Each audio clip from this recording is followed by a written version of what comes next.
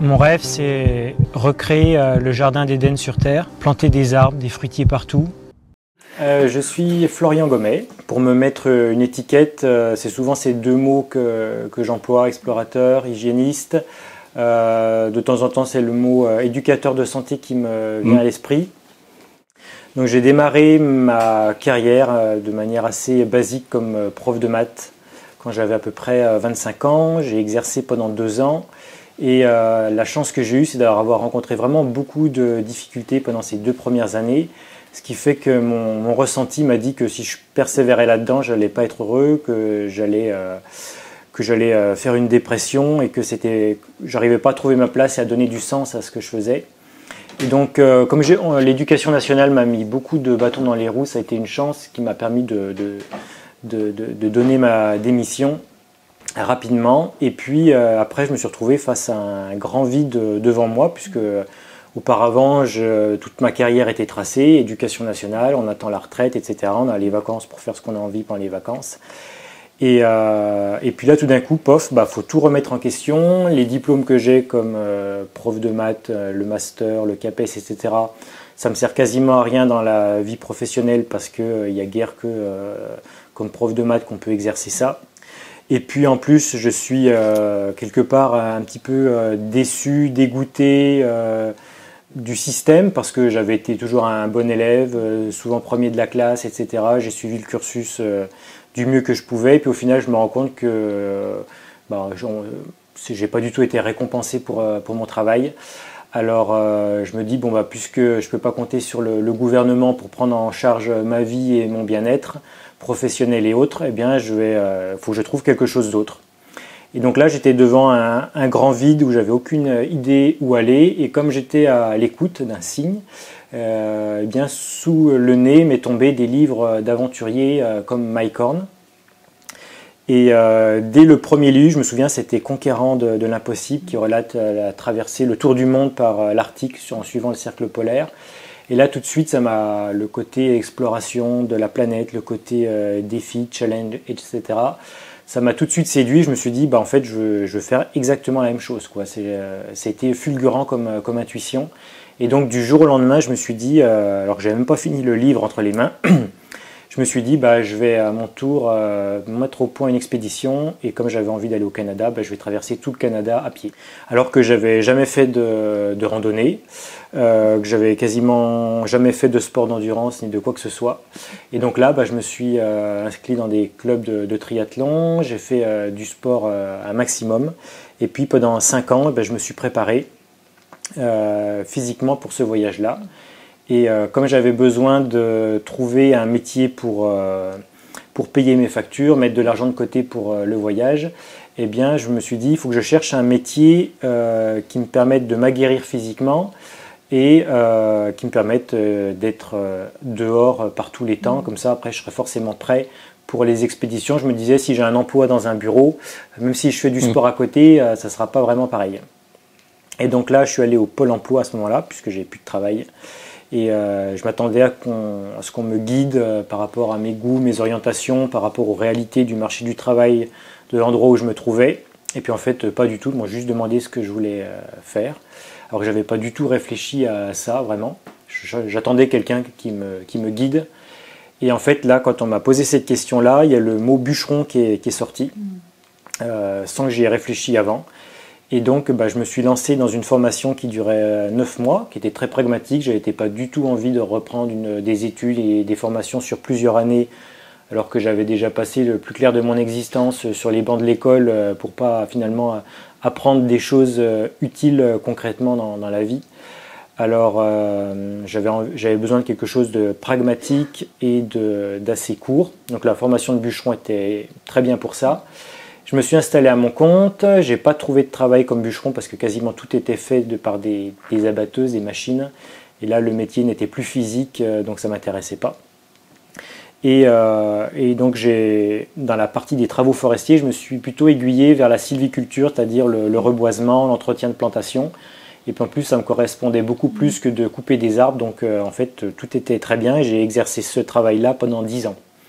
À mon compte, donc je mettais de l'argent de côté, je me préparais un peu dans mon travail, je me reconnectais progressivement à la nature Et quand j'avais mis suffisamment d'argent de côté, je partais en voyage pour une expédition à chaque fois un petit peu plus reculée. Alors j'ai commencé par la traversée de l'Italie en vélo, le tour de la Roumanie à VTT. Après j'ai traversé la Suisse à pied en passant par un 4000 mètres. Après j'ai traversé toute la Norvège à vélo et à pied. Et après c'était l'expédition, la traversée du Canada. Et 12 000 km. 12 000 km à pied, à vélo, à ski et en kayak. Du point le plus à l'est du Canada jusqu'au point le plus à l'ouest, et en passant par une chaîne de montagnes qui n'avait jamais été traversée seule, sans moyen motorisé, en période hivernale. Le mont Mackenzie? Les monts Mackenzie. D'accord. Très hostile comme endroit, visiblement. Oui, il y a juste quelques cabanes de chasseurs qui sont utilisées l'été par des personnes qui arrivent le plus souvent par hélicoptère. Et sinon, il y a juste des rivières, des montagnes, des forêts, des animaux sauvages, des grizzlies, et rien d'autre. Et en fait, c'était vraiment ça que je recherchais, et ça, je l'ai compris il n'y a pas si longtemps que ça, rétrospectivement, qu'à travers chacune de ces voyages en milieu reculé, à chaque fois dans un milieu un peu plus reculé, plus sauvage, toujours plus d'autonomie sur des périodes de plus en plus longues, en fait, je cherchais à me reconnecter à la nature et quelque part à me purger, pour reprendre un mot qu'on va réutiliser par la suite, me purger de tous les conditionnements de la société, de mes croyances, parce qu'il n'y a rien de mieux que de se retrouver dans un milieu sauvage le plus vierge possible pour se reconnecter à soi et se reconnecter au vivant. Voilà. Et donc en fait, tous ces voyages-là, je les faisais au départ, j'avais l'impression peut-être pour me prouver des choses à moi-même, pour le côté défi, pour le côté sportif. Et ce que j'ai compris par la suite, en fait, c'est que ce qui m'attirait vraiment à travers ces expériences, que mon corps et mon âme avaient besoin, c'était d'un nettoyage du corps, purement biologique à travers l'exposition au froid, au chaud, l'activité physique extrême, etc., qui aide vraiment le corps à se nettoyer. Et puis un nettoyage du mental en étant coupé des autres êtres humains, de la civilisation, pour me retrouver seul avec moi-même au milieu de la nature. Et ça, c'était vraiment un nettoyage du mental qui m'a apporté beaucoup de choses et qui m'a notamment ouvert à la spiritualité, bien malgré moi, parce que suite à ma formation scientifique, en fait, je ne croyais pas du tout à tout ce qui était ésotérique, à la radiesthésie, au fait que notre conscience puisse se loger à l'extérieur que de notre cerveau, à la réincarnation ou à des choses comme ça, ou aux esprits de la nature. Pour moi, c'était vraiment des sornettes, et j'avais vraiment un discours pas scientifique, mais en fait scientiste, sans le savoir en fait. Exactement, c'était ce nettoyage du corps et ce déconditionnement qui m'a permis d'éveiller, d'aiguiser ses sens. Et au niveau spirituel, pendant ces voyages-là, ce que j'observais au fur et à mesure que je les mettais en place, c'est qu'à chaque fois, il y avait plein de coïncidences, donc des synchronicités, des hasards improbables qui me faisaient rencontrer les bonnes personnes au bon moment, sans lesquelles j'aurais pas pu mener mon voyage jusqu'au bout. Mais ça restait quand même assez terre à terre, assez raisonnable. Mais simplement, j'observais que dès que je me mettais en voyage, tout s'alignait, tout se déroulait parfaitement et je me sentais pleinement à ma place. J'avais véritablement l'impression d'être quelqu'un d'autre, mais d'être véritablement moi en fait. Voilà. Et puis, en mettant en place des expéditions de plus en plus ambitieuses, de plus en plus reculées et aussi dangereuses, où je risquais ma vie, eh bien, j'ai eu des intuitions qui m'ont sauvé plusieurs fois la vie et qui m'ont marqué. Je vais en citer deux qui sont vraiment très explicites. Au mont Mackenzie, justement. Voilà, dans les monts Mackenzie. Donc, je me présente, il y a un petit village juste avant ces monts Mackenzie qui s'appelle Norman Wells. Je suis resté à peu près 5 mois dans ce village-là pour préparer, acheter le matériel. J'avais jamais vécu d'expédition en milieu polaire auparavant. Donc, je me suis préparé du mieux que j'ai pu et puis j'achète une luge avec du matériel relativement amateur, pas du tout du matériel pro pour faire une vraie expédition. Je fais avec les moyens du bord et puis je fais des essais. Puis en fait, je me rends compte que ma luge elle est trop petite pour mettre suffisamment de nourriture et grosso modo, j'estime qu'il me faut à peu près 40-50 jours de voyage et j'ai un peu plus de la moitié en nourriture seulement. Voilà.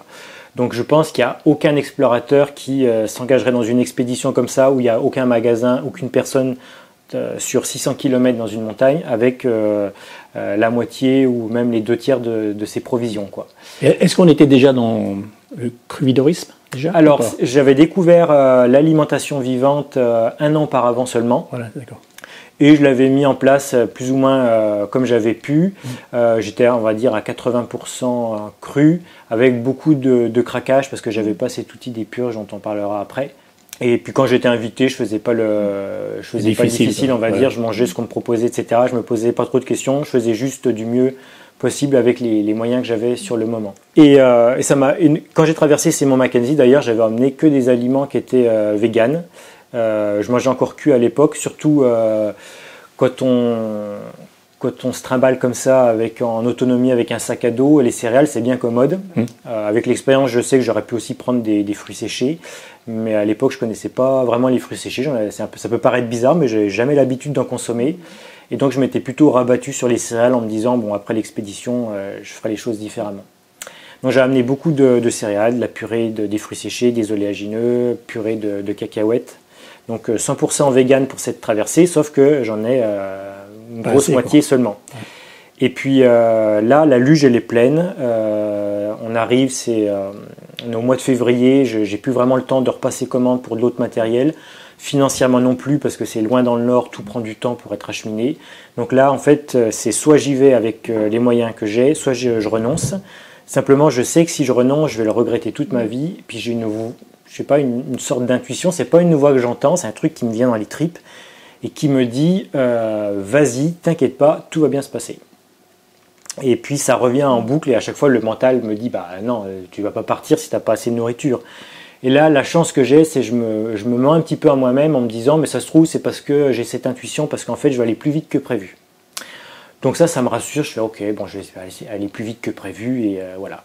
Donc je pars et puis au final, au début j'avance bien, puis après il y a jusqu'à 1,20 m, 1,50 m de neige, une poudreuse où on s'enfonce jusqu'au fond, jusqu'au sol parce que c'est un climat très sec et très froid, ce qui fait que la neige se compacte pas du tout. Puis comme il n'y a personne qui passe à part quelques animaux, eh bien c'est quasiment impossible d'avancer dans cette neige-là. Surtout avec les petites raquettes que j'avais à ce moment-là, c'était pas du tout des raquettes prévues pour faire ce genre d'expédition.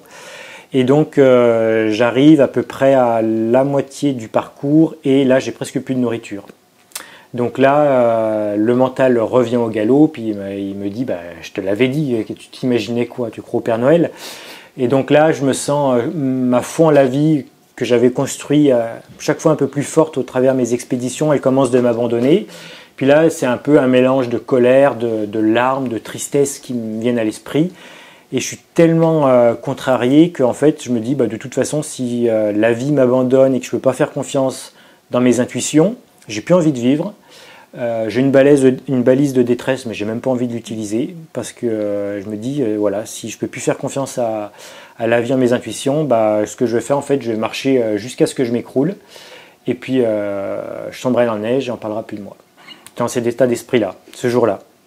Et là, en fin de journée, je vois sur ma carte, j'avançais à ce moment-là de 5 km par jour, à raison de 10 heures de marche forcée, tellement la neige me ralentissait. C'était en haut d'un col où il y avait énormément de neige qui s'était accumulée.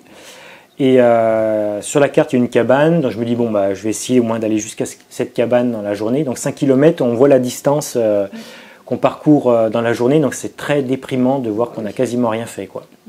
Et surtout quand on sait qu'il y en a 600 en tout. Donc je me dis bon bah je vais au moins aller jusqu'à la cabane. Je savais qu'il y en avait, mais je me dis comme ça il y a des cabanes pour chasseurs, probablement elles sont fermées. Et en fait la cabane elle est ouverte et dedans il y a des provisions à peu près pour un mois que les chasseurs ont laissé. Et j'ai appris par la suite que en fait ils amènent toujours plus que nécessaire et donc j'ai pas du tout pris cette nourriture à quelqu'un pour qui ça allait faire défaut par la suite. Et d'ailleurs il y avait déjà les souris qui avaient commencé de manger les céréales. Donc je me suis reposé dans cette cabane, j'ai rechargé mes provisions et ça m'a permis de terminer cette traversée. Et là quand je redescends, il n'y a plus de neige sur les 150 derniers kilomètres à peu près, ou les 120 derniers kilomètres, je crois qu'il y avait 3-4 jours de marche, et parce que c'était beaucoup plus en bas en altitude, on a commencé d'arriver au mois d'avril. Voilà. Et donc, je dois abandonner ma tente qui fait 10 kg, parce que la luge, je ne peux pas la tirer sur la terre. Tout mon matériel est très lourd et encombrant, donc en fait, je laisse quasiment tout mon matériel. Je me fais un petit sac à dos de fortune avec mes provisions, mon petit matériel, mes batteries, caméras, etc., les cartes, et puis mon duvet. Mais le duvet, c'est encore quelque chose de bien encombrant, etc. Donc il y a mon gros sac comme ça sur le dos, j'avance, ça commence, c'est pas vraiment un sac à dos, donc ça commence de me blesser dans le dos, ça me ralentit vachement pour marcher, et là la même intuition qui m'avait traversé juste avant de partir revient à la charge et me dit fais confiance, dorénavant tu n'as plus besoin de rien pour voyager, prends juste ton petit sac à dos avec ton matériel et tes affaires et tu trouveras tout ce qu'il faut pour dormir toutes les nuits. Voilà. Et comme j'avais pu vérifier que la dernière fois mon intuition, quand bien même elle paraissait complètement déraisonnable, ne m'avait pas trahi, trompé, je me dis bon bah ok, donc je laisse mon gros sac de duvet, etc. J'ai juste un tout petit sac à dos qui me permet d'avancer vite. J'avais un pantalon de ski qui me tenait super chaud. Je l'ai laissé de côté aussi parce que la nuit il faisait encore des températures négatives, mais la journée j'avais suffisamment chaud. Donc je suis continué juste avec un caleçon en fait, un grand caleçon, j'ai fini quasiment en slip en fait, avec mes chaussures et puis c'est tout. Et là en fait, tous les soirs au moment de m'arrêter, je trouvais une cabane avec de la nourriture et des couvertures et des provisions de bois pour allumer un feu. Voilà. Alors que des cabanes, je rencontrais, je sais pas, peut-être tous les 20 ou tous les 30 km seulement. Et là, c'était directement en fin de journée.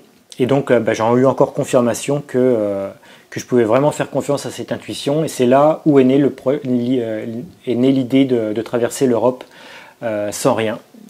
Parce que mon intuition m'avait dit dorénavant, pour voyager, tu n'auras plus besoin de rien.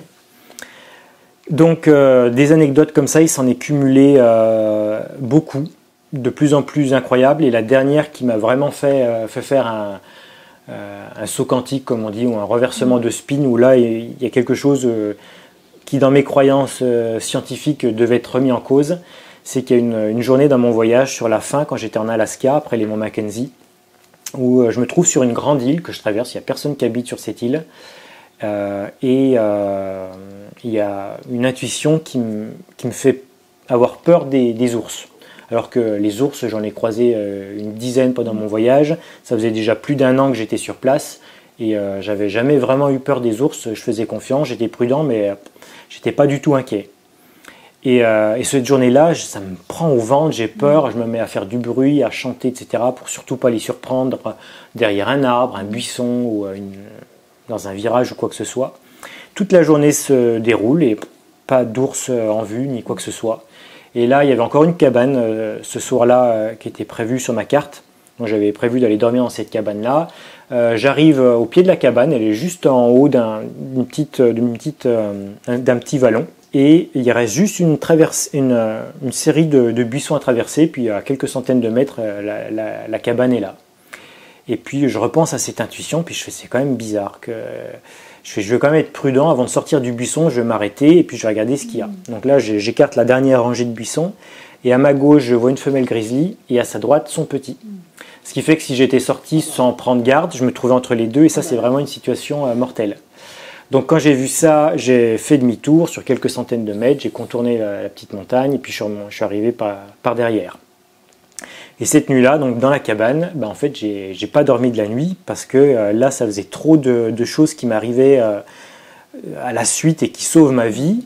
Et je me dis, cette information, c'était pas possible que ça soit une sorte d'intuition animale où on sent les choses de manière plus ou moins inconsciente. Je me dis là, c'est forcément une information qui me venait de l'extérieur, voire même du futur, puisque l'animal il s'est déplacé entre-temps, il n'a pas passé sa journée sur place à cet endroit-là. Donc une information qui m'était impossible d'acquérir par des réflexions ou quelque chose de purement animal, c'était une information qui me venait de l'extérieur, qui m'a informé d'un danger. Et donc là, j'ai pas dormi, ça m'a littéralement ouvert à la spiritualité, au monde des esprits. Je me suis dit, visiblement, il y a des choses qu'on ne voit pas, mais qui existent pourtant bel et bien. Et comme j'étais passionné d'astronomie, j'ai tout de suite repensé au fait que dans l'univers, il y a 80% de matière et d'énergie noire dont on ne connaît absolument pas la nature. Et effectivement, croire que à ce que l'on voit et être purement scientifique, en fait, c'est en fait consacrer sa vie à 5% de ce qui existe. Donc c'est forcément réducteur. Voilà donc comment j'ai été amené à mettre au point différentes expéditions. Et puis ensuite, après America Extrema, cette traversée, je rentre chez moi et je veux mettre au point cette traversée de l'Europe sans rien. Ce qui est intéressant dans le fait d'avoir une approche scientifique, quand je parle de mes expériences, c'est que ça aide les personnes qui sont élevées, conditionnées avec certaines croyances qu'on appelle scientifiques, et de leur montrer qu'on peut être complètement sérieux, raisonnable, etc., sans pour autant rester fermé à des choses, uniquement à ce que l'on voit. Et en fait, dans la science, il y a c'est Philippe Guillemant qui a identifié une dizaine, ce qu'il appelle lui les 10 commandements de la science, qui en fait, la science, elle s'appuie sur des dogmes, des hypothèses de départ qu'elle n'a pas identifiées comme telles et qu'elle considère comme vraies et n'étant pas possible de remettre en cause. Notamment par exemple que la conscience elle considère que c'est un sous-produit du cerveau et pas quelque chose qui vient à l'extérieur de notre corps en fait. Elle considère également que le darwinisme est la façon sensée d'expliquer l'évolution des espèces alors que pas du tout. Les mutations etc. ne se font tous sauf au hasard. Sinon on sait très bien que en fait la durée de vie sur Terre serait beaucoup trop courte pour que des phénomènes purement aléatoires puissent guider les espèces, les faire évoluer à la vitesse où elles ont évolué. Donc il y a un certain nombre comme ça de croyances que la science a et qu'elle n'a pas identifiées. Ce qui se passe, c'est que quand on fait une hypothèse de départ qui est fausse, même si derrière tous les raisonnements qu'on fait sont justes et même très habiles d'un point de vue intellectuel, les conclusions auxquelles on va arriver vont forcément être absurdes. Ça s'appelle faire un raisonnement par l'absurde. Et c'est là qu'on voit que quand on arrive à une absurdité, ça veut dire que l'hypothèse de départ était fausse. Et notre société, c'est bien ce qu'elle montre actuellement, c'est-à-dire qu'on a des gens qui sont bardés de diplômes, avec des outils technologiques ultra performants et qui n'arrivent pas à soigner des choses qu'un jeûne ou un changement d'alimentation va faire. Donc typiquement, on arrive face à des situations absurdes, tout simplement parce qu'au départ, on avait fait une hypothèse qui n'était pas bonne. On sait qu'au niveau microscopique, au niveau quantique, il y a tout est parfait en fait, une subtilité incroyable avec des règles différentes.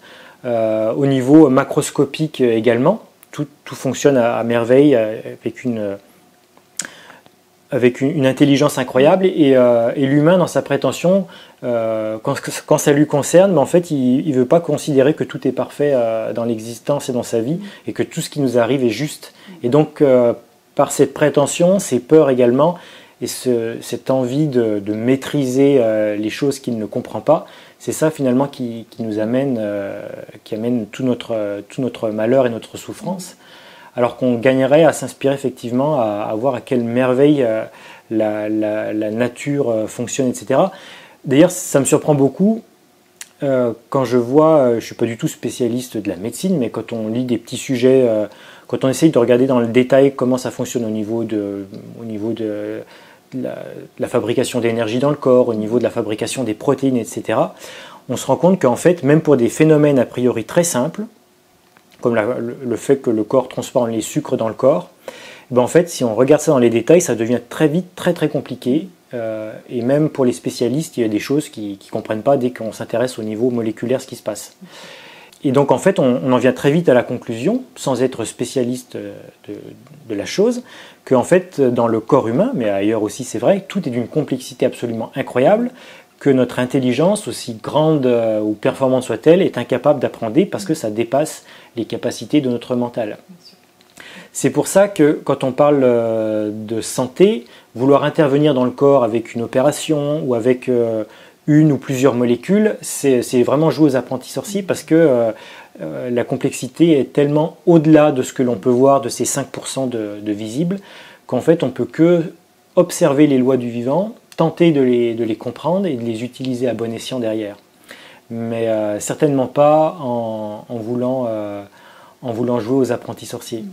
Et personnellement, je me suis intéressé à l'alimentation vivante et au jeûne de manière absolument incroyable, parce que à l'époque, donc j'ai été avec mes croyances pur produit de l'école, des conditionnements, avec une formation scientifique.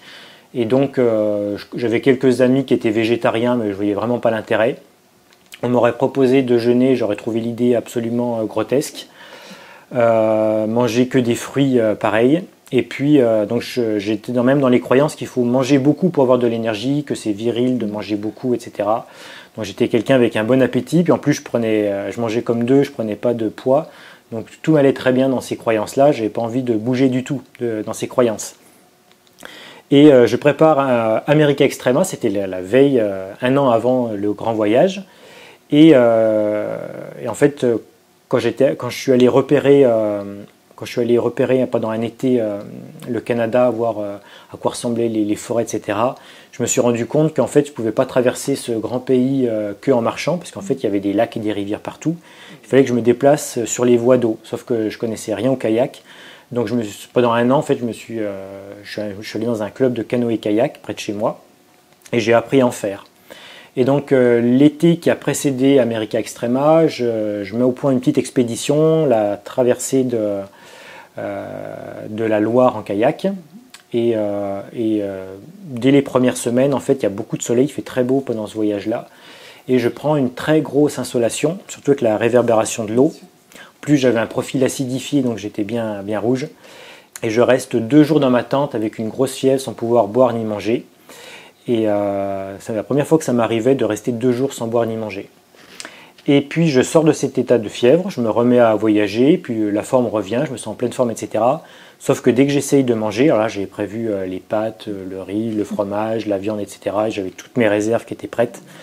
Et là, dès que je commence de manger, au bout de quelques bouchées, j'ai plus faim et si je me force, j'ai envie de vomir.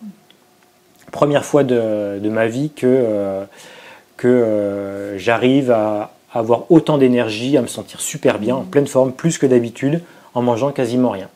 Et ça dure pendant une semaine où, à peu de choses près, j'ai jeûné de manière spontanée, sans savoir ce que c'était qu'un jeûne.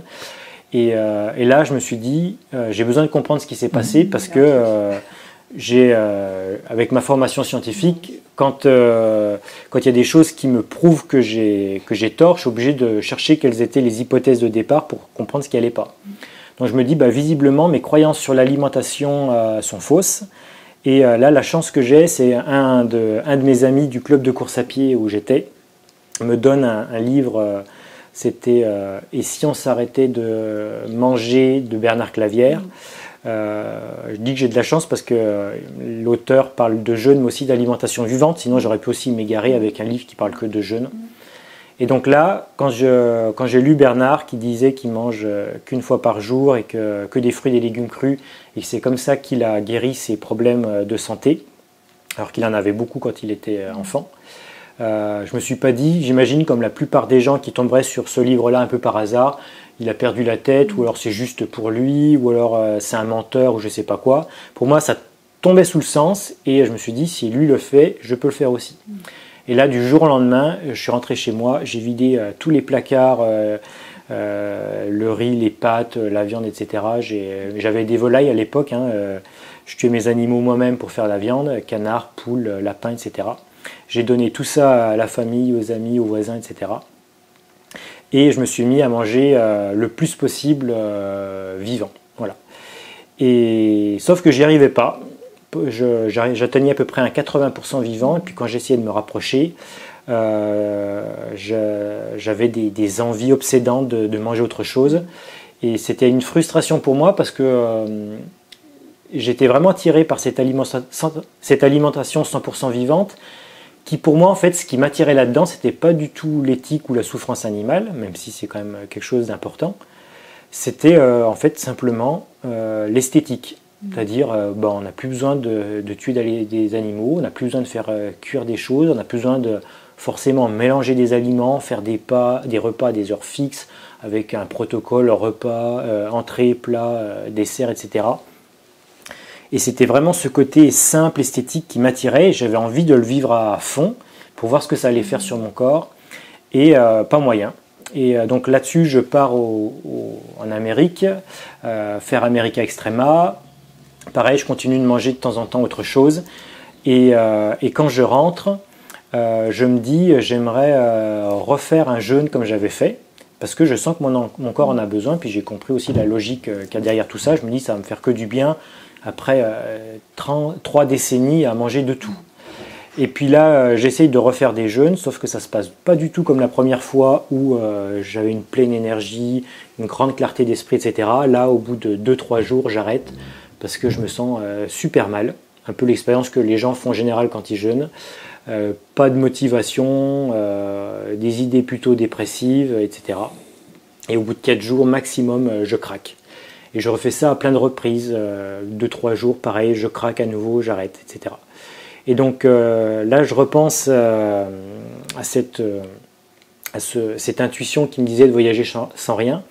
Et je me dis, en fait, ça serait bien que j'aille jeûner dans un endroit où en fait, j'ai plus de tentation possible, où il n'y a pas de nourriture. Une fois que j'ai décidé de jeûner, je ne peux pas faire autrement qu'aller jusqu'au bout. Et je me dis, ça serait bien que je retourne dans ces monts Mackenzie, puisque c'est le seul endroit que je connais sur la planète, même s'il y en a certainement d'autres, où il n'y aura aucune tentation possible, parce que là-bas, à part des bouleaux nains et puis de la végétation arctique, il n'y a rien à manger, quoi.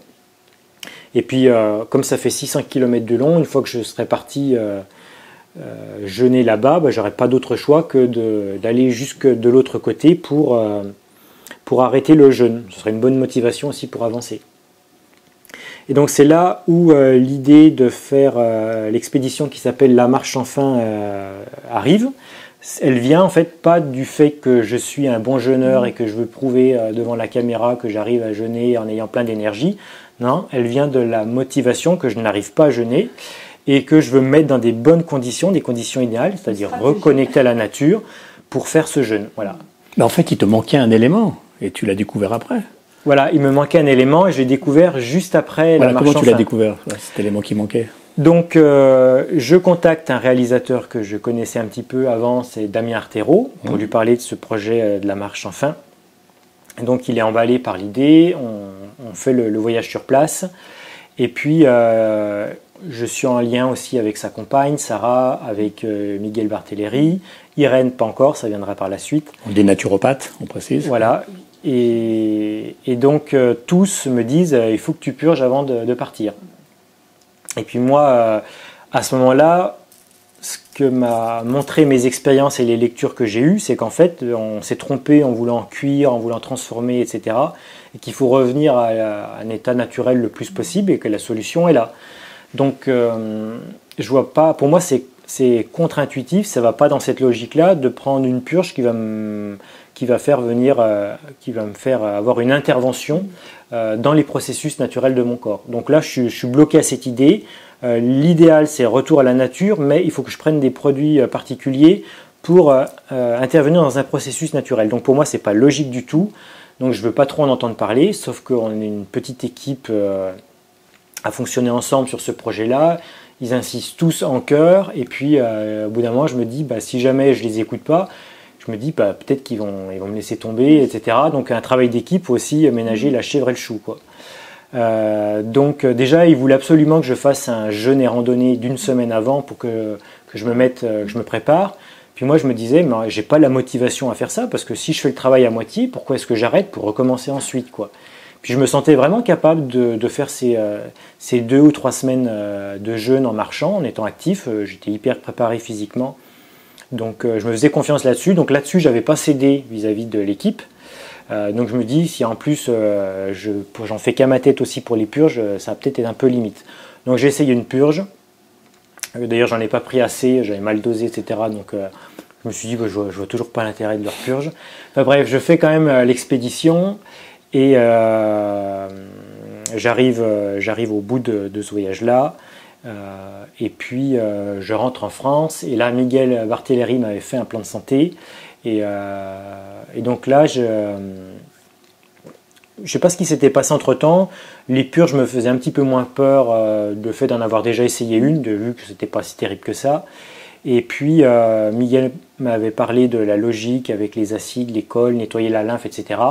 Donc j'étais plus ou moins convaincu, séduit par l'aspect théorique des explications. Et puis je voyais bien que en fait, ça faisait 4 ans que j'essayais de manger vivant et que j'y arrivais pas. C'est-à-dire qu'à chaque fois, 80%, j'étais bloqué, des craquages, etc. Puis Miguel me dit « Ah oui, c'est normal, il faut purger pour nettoyer la lymphe pour que tu n'aies plus envie de manger tout ça. » Et donc je suis séduit. La première fois que je prends du ricin, j'ai un petit peu peur. Je me dis « J'espère que je ne fais pas une connerie. » Je le dis parce qu'il y a plein de gens qui ont peur de prendre du ricin. Donc j'en fais partie, voilà. Et ça ne m'a pas empêché de faire des expéditions et de risquer ma vie à maintes reprises. Et j'ai pourtant eu peur la première fois que j'ai pris du ricin. Et là, la chance que j'ai eue, c'est que dès la première purge, enfin c'était pas vraiment de la chance parce que j'avais préparé le terrain un maximum, j'étais bien vitalisé et tout. En fait, ça se passe très bien. Enfin très bien. Il y a un moment où je jeûne et ça me travaille dans le ventre. Là, je me sens pas bien. Je vais aux toilettes. Première vidange avec des glaires qui sortent. Et là, en une fraction de seconde, pof, tout d'un coup, je me sens super bien. Ouais. Là, je fais « Ah oui, là, je crois que je viens de comprendre quelque chose. » Effectivement, là, c'est plus juste une notion théorique, quelque chose qui serait séduisant intellectuellement. Là, il y a vraiment une vérité derrière. Donc, à partir de cette expérience-là, j'avais le plan de santé de Miguel à portée de main. Et donc, je l'ai fait à fond. Tu l'as suivi à la lettre, quoi. Je l'ai suivi à la lettre. Les hydrolats, les tisanes, les huiles essentielles, les purges, nettoyage du foie, etc., etc. Et là, ma vie, en l'espace, ça fait 3 ans et demi maintenant que je fais des purges très régulièrement, dès que j'en ressens le besoin, en gros, je suis un plan de santé depuis 3 ans et demi, même si maintenant je l'ai fait moi-même. Eh bien, ma vie s'est complètement transformée. Déjà, tous mes problèmes de santé qui avaient déjà commencé de s'amenuiser avec le 80% cru, là, tout d'un coup, ils sont complètement passés aux oubliettes. Alors j'étais quand même myope, hein, dans mes expéditions, je portais des lunettes auparavant. J'avais les allergies, poils de chat, pollen, des problèmes de peau, des kystes, une sciatique aussi, qui s'est résolue aussi avec la course pieds nus, pas que avec l'alimentation, mais comme c'est arrivé quasiment la même année, c'est un petit peu difficile de savoir qu'est-ce qui a été le plus efficace là-dedans, mais en tout cas les deux ont fait une synergie optimale pour ça. Et donc ma vie s'est aussi transformée donc, au niveau physique par rapport à ma santé, par rapport à mon niveau d'énergie, par rapport à mon bien-être et puis surtout au niveau psychologique, au niveau de mon tempérament. J'étais quelqu'un qui était relativement renfermé. On voit dans mes premières expéditions, je ne parle pas beaucoup. À l'époque, quand j'étais étudiant, etc., faire une présentation devant les autres étudiants, moi c'était un stress, pour moi c'était un blocage incroyable, quoi. Et puis progressivement, je me suis mis à communiquer beaucoup plus facilement, même si mon tempérament plutôt introverti est toujours là, mais littéralement je me suis complètement transformé et cette transformation se poursuit, c'est-à-dire que on pourrait très bien prendre un chemin spirituel ou un chemin de développement personnel qui nous fait prendre conscience de nos blessures, de nos conditionnements, de nos peurs, et puis d'aller travailler là-dessus, avec la méditation par exemple, en faisant des ateliers, en faisant des stages. J'en ai fait aussi, donc je sais à quel point ça fonctionne bien.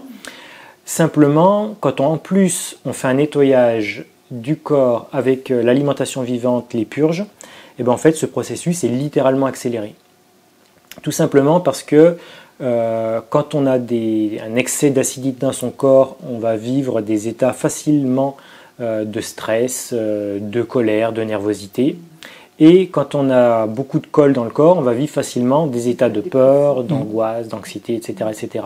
Alors c'est pas pour ça que quand on mange vivant, qu'on purge, etc., on va plus avoir d'émotions, hein, on reste humain. Donc les peurs, les colères, elles sont là. Et d'un autre côté, j'ai envie de dire, on les refoule plus comme avant et on a aussi des périodes pas forcément faciles à vivre où on va vivre pleinement ses émotions. Et ça ne sera pas toujours facile pour soi et pour l'entourage aussi, parce que il faut apprendre à les accepter et on n'est plus là à les refouler ou à les anesthésier avec du QI ou avec des excitants, des drogues ou je ne sais pas quoi. Donc on vit pleinement ses émotions, mais d'un autre côté on a beaucoup plus conscience de ses blessures, de sa façon de fonctionner, on devient littéralement plus conscient de tout en général. Et donc en fait, l'aspect développement et spiritualité est littéralement boosté. Voilà. D'ailleurs, c'est comme ça que j'ai été amené à m'intéresser à la radiesthésie, aux soins magnétiques. Il y a, je sais pas, il y a 5 ou 6 ans, on m'aurait parlé de ça, ça m'aurait fait rire, quoi. Ou alors j'aurais rien dit, mais j'en aurais pas moins pensé. Et puis je me souviens, un jour, on était avec des amis près de chez moi, sur une petite montagne qui s'appelle le Saint-Cyr, et on faisait des respirations Wim Hof, non, des respirations holotropiques, mais c'est assez proche des respirations Wim Hof. Et donc chacun était dans sa bulle, et puis moi ça me faisait rien ce jour-là, je sentais que j'étais super bien, mais d'habitude je pars dans des états d'extase ou avec des visions ou autres, et là je reste moi-même, etc. Donc je me lève, je regarde les autres autour de moi, et là une intuition qui me vient qu'en fait j'ai un soin magnétique à leur faire. Donc je passe vers chacun et je leur fais un soin magnétique, mes mains sont guidées alors que j'ai jamais vu faire, et c'est comme ça que je considère que l'alimentation vivante et les purges m'ont amené à réveiller cette sensibilité, ce magnétisme qu'on a tous, qui était complètement endormi par trop d'acide, trop de colle, et surtout par mes conditionnements, mes croyances, parce qu'il y a aussi des gens qui mangent de manière complètement traditionnelle et qui ont développé leur magnétisme. Voilà. Donc voilà, pour moi, l'alimentation vivante, les pratiques hygiénistes, les purges, c'est...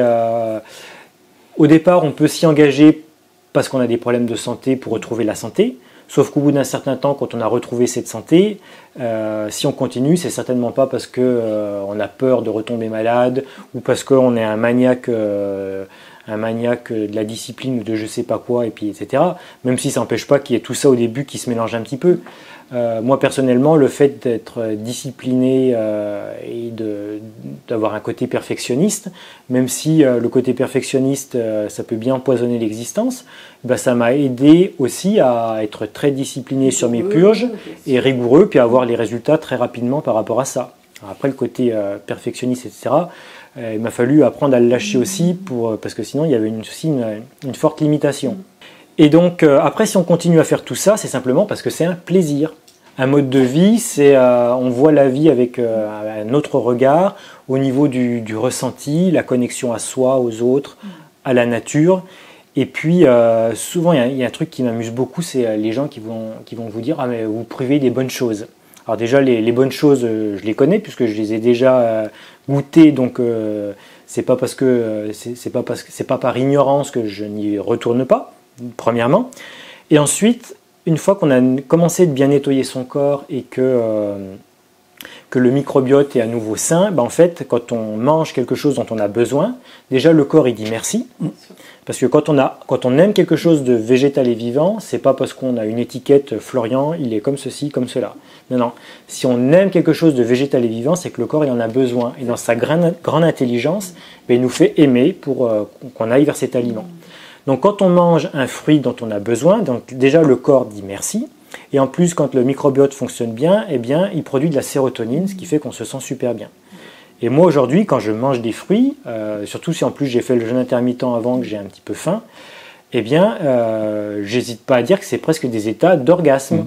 Voilà, je prends un plaisir indicible à manger des fruits et jamais je me suis fait plaisir comme ça avec une pizza, avec un kebab, avec un gratin dauphino ou autre chose, alors que je sais très bien le goût que ça a, quoi. Si on veut vraiment se faire plaisir, l'alimentation vivante, c'est l'alimentation des épicuriens. Bien sûr, ça demande de passer un certain nombre d'étapes, notamment avec son entourage, puisqu'il va falloir communiquer avec son entourage pour leur expliquer ce qu'on fait.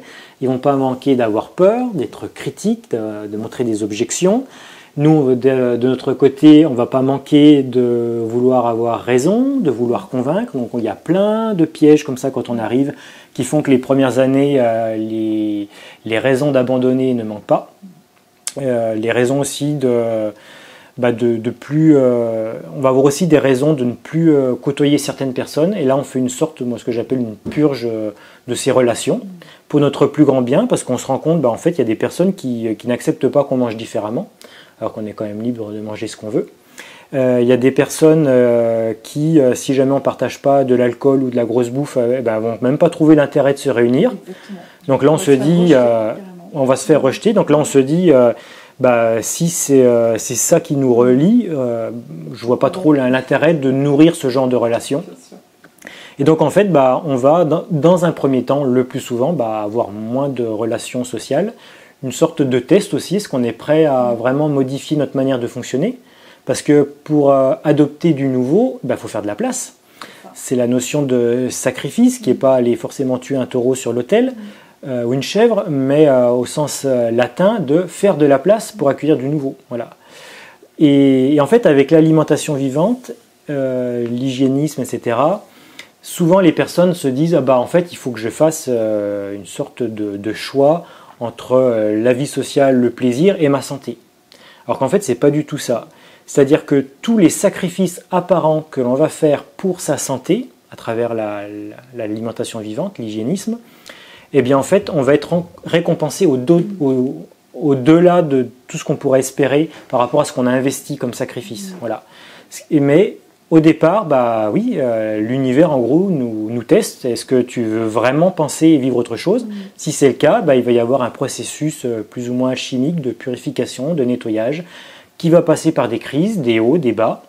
Sauf que globalement, avec le recul, on se rend compte que les bas sont de moins en moins bas et de plus en plus rares, et les hauts de plus en plus longs et fréquents. Voilà. Et comme je vis à fond mes croyances sur la pleine santé, et que j'ai aucun problème à sacrifier des choses pour moi qui ne sont plus du tout des sacrifices maintenant, eh bien en fait, je suis amené à avoir une vie sociale, relationnelle qui n'a jamais été aussi riche que maintenant. Beaucoup plus riche que quand je mangeais de tout, alors que je ne me sentais pas à ma place, que je me sentais pas forcément accepté, différent, etc. Et donc au quotidien, maintenant, comme je côtoie que des personnes qui soit mangent vivant, soit sont intéressées, sont sur le chemin, dans mes échanges par mail, par téléphone, par les réseaux sociaux, dans mes rencontres avec les stages où je croise plusieurs centaines de personnes par an, eh bien, je suis que au contact de gens qui le passent, le masque, etc. Ils ne veulent pas en entendre parler. Et moi, dans ma réalité au quotidien, tout ça, ça existe quasiment pas. Pour parler des purges maintenant, c'est quelque chose de très, très important parce que moi j'appelle ça la clé de voûte de l'alimentation vivante, parce que sans elle, en fait, on ne peut pas manger 100% vivant, à moins d'être né dedans. Mais si on n'est pas né dedans et qu'au cours de 10, 15, 30 ou même plus d'années, on a accumulé des poisons, des acides, des cols ou d'autres formes de poisons, eh bien, dès qu'on va essayer de manger de la manière la plus physiologique possible, on redonne de l'énergie au corps. Le corps essaye de faire sortir ces poisons, qui vont se charger dans la lymphe circulante. Alors la lymphe circulante, c'est un petit peu le tout à l'égout du corps. Elle relie les liquides interstitiels là où baignent les cellules, et elles vont apporter les déchets jusqu'aux portes de sortie, les émonctoires principaux, les reins, les intestins, éventuellement les poumons, la peau, le foie, etc. Et donc quand on se met à bien manger, même si on mange pendant une certaine période 100% vivant, et bien en fait ça va remettre tellement en circulation de poison jusqu'aux émonctoires qu'en fait on va vivre des symptômes d'un sevrage, comme un drogué en manque. Voilà. Alors quand on vit ces symptômes de sevrage, il y a deux cas de figure qui peuvent se produire. Premier cas de figure le plus fréquent, c'est qu'en fait, on va avoir envie de ces poisons-là. Donc on va avoir des envies obsédantes et souvent les personnes vont dire « Oh, de temps en temps, moi j'aime bien quand je suis invité, etc. etc. » Je ne sais pas si elles s'en rendent compte, si elles sont lucides par rapport à ça, ces personnes-là. En tout cas, c'est surtout parce que ça répond à un grand besoin, voilà, lié à un sevrage. Alors que si jamais, moi par exemple chez moi, je voulais manger 100% vivant avec de la discipline, et ça j'en ai, de la rigueur aussi, la meilleure volonté du monde, je n'arrivais pas à manger 100% vivant, ce n'était pas possible. Parce qu'il te manquait un élément. Voilà, parce que quand ça se charge, etc., la lymphe elle passe dans le cerveau, il y a le microbiote aussi qui est habitué à manger certaines choses. Et il y a tous les signaux qui sont là pour nous guider vers des choses qui nous empoisonnent. On a beau savoir que c'est pas bon, on est attiré. Et là, quand on prend une purge, alors une purge, c'est pas juste vider les intestins, ça c'est pas la définition d'une purge. Une purge, c'est un produit végétal ou minéral qui va aller nettoyer la lymphe. Ça peut être aussi un produit animal avec le combo, on en parlera tout à l'heure. Donc ça va aller nettoyer la lymphe des acides, des cols, des autres poisons. Et donc comme la lymphe va être nettoyée, eh bien, les symptômes de sevrage, tout d'un coup, juste après la purge, disparaissent ou s'estompent grandement. Voilà. Et donc juste après une purge, on se rend compte qu'en fait on n'avait plus envie des produits animaux ou du cuit qui nous faisait rêver juste avant. Voilà.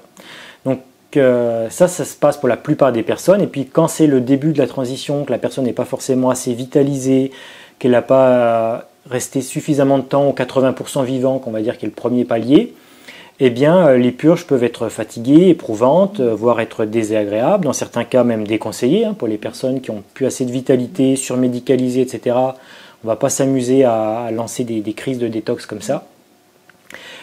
Et puis pour certaines personnes, ça va entraîner des petits désordres, rien de grave en soi, mais elles vont se dire mais pourquoi on en fait tout un plat de ces purges, moi derrière ça m'a détraqué le transit, je me sens pas bien, etc. On m'a vendu un truc et puis en fait je suis pas content. Voilà. C'est tout simplement qu'il faut que le corps soit prêt déjà, suffisamment revitalisé et que la personne ait surtout compris ce qui se passe. Souvent la personne n'a pas vraiment compris quel processus elle est en train de mettre en route avec la purge, et ce qui fait qu'elle va mal vivre ce qui se passe un petit peu comme une violence. Voilà. C'est souvent le terme qu'on lit sur les réseaux sociaux pour dire qu'il ne faut pas purger. « Ah non, moi j'ai envie d'être doux avec mon corps, c'est trop violent. » Voilà. Pour moi, ce qui est violent, c'est de conserver des choses qui sont dans le corps, qui veulent sortir et qui n'arrivent pas à sortir. Et si elles n'arrivent pas à sortir, parce que le système immunitaire, globalement, il est très performant, l'humain est très robuste, et si jamais il n'arrive pas à faire son travail tout seul, c'est principalement à cause de ce qu'on appelle en naturopathie des cols. Tous les résidus d'aliments cuits, parce que dès qu'on fait chauffer quelque chose, ce qui est d'autant plus vrai que c'est chauffé à haute température, eh bien il y a des réactions chimiques qui se font entre les sucres, les protéines. S'il y a de l'amidon dedans, la chaîne d'amidon se transforme et devient gluante. L'industrie utilise l'amidon et la caséine du lait pour faire des cols industriels. Donc quand on parle de colle, c'est pas juste une image, c'est de la vraie colle. Et donc ces cols-là, elles se fixent partout dans le corps, dans le cerveau. Ça modifie, ça empêche aussi la plasticité cérébrale d'être bien opérante, ce qui fait que quand on a beaucoup de colle, on n'arrive pas à changer nos schémas, nos habitudes, on est sclérosé dans des habitudes, ce qui n'aide pas à changer d'alimentation. Ça se fixe aussi sur les organes de filtration, là c'est beaucoup plus dramatique, les reins, le foie, les intestins, etc. Et quand ça se fixe là-dessus, eh bien le corps, il n'arrive plus à se nettoyer. Un petit peu comme si vous essayiez de faire la vaisselle dans un évier qui est bouché. Donc vous avez beau faire des pratiques hygiénistes et vous diriger vers le plus possible de vivant, ça coince. Il y a de très très rares exceptions avec des personnes qui vont avoir une activité physique énorme et une très grande vitalité, qui vont pouvoir se passer des purges ou quasiment, mais ça va être vraiment des personnes exceptionnelles, il y en aura très peu. Dans la majorité des cas, eh bien, si on ne purge pas, eh bien, on continue de manger un petit pourcentage, 20% de cuits ou de produits animaux. Et là, les personnes, elles vont se dire, je fais 80% cru, c'est déjà pas mal, pourquoi à tout prix aller au 100%, vous êtes un peu monomaniaque, un peu rigoriste, ou vous avez un problème avec le contrôle ou je sais pas quoi. Sauf qu'en fait, quand on est au 80% vivant, eh bien, très vite, au bout d'un certain temps, on arrive dans ce qu'on appelle un état d'équilibre. C'est-à-dire que notre état de santé se maintient, il n'y a plus trop grand-chose qui sort au niveau des poisons, mais on n'en met plus trop non plus, donc grosso modo, on maintient. Donc ça peut convenir à certaines personnes, parce que quand elles sont invitées, elles continuent de manger cuit, et puis le fait de ne pas mettre en place un processus de régénération et de détoxication profonde, ça a des avantages aussi, parce que c'est un processus impliquant qui nécessite, qui va tout bouleverser dans nos vies en fait. Et donc ça permet aussi au niveau familial, sociétal, au niveau de son boulot, etc., qu'il n'y ait pas trop de choses qui bougent, et ça peut être très confortable pendant un certain temps. Puis des fois, dans certains cas, il y a des maladies importantes qui vont arriver, puis la personne n'aura plus le choix. Soit elle passe au 100% vivant, soit elle prend des médicaments. Et donc à ce moment-là, il y a des personnes qui n'auront plus le choix. Enfin, si, elles auront le choix, mais en tout cas, pas de rester au 80% vivant. Mais ce qui se passe quand on passe au 100% vivant, donc on va utiliser les purges qui vont aller nettoyer ces organes de filtration, qui vont aider le corps à faire sortir ces cols qui bouchent les organes. Et là, progressivement, couche après couche, année après année, donc c'est pas au bout de quelques purges, quelques dizaines, mais quelques centaines de purges, on va enlever progressivement tous ces déchets qui se sont accumulés au fond de nous. Et là, on va véritablement se transformer sur tous les plans. Physiquement, mentalement, émotionnellement, spirituellement. Voilà. On va vraiment devenir une autre personne, et c'est là où il faut être prêt. Parce que si on a un boulot dans une entreprise qui n'a aucun sens, avec une vie familiale où on se gueule dessus du matin au soir, etc., etc., bah évidemment que si on se met à manger 100% vivant dans ces conditions-là, on va quitter son boulot, on va quitter son compagnon ou sa compagne.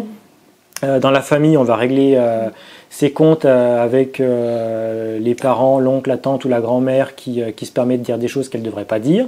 On va devoir s'affirmer parce que on est libre de décider ce qu'on mange et il n'y a personne qui peut nous dire ce qu'on mange ou ce qu'on ne mange pas. On va devoir vivre ses convictions, avoir des peurs sur les carences et dépasser ces peurs-là. Donc en fait, c'est une révolution complète dans une vie.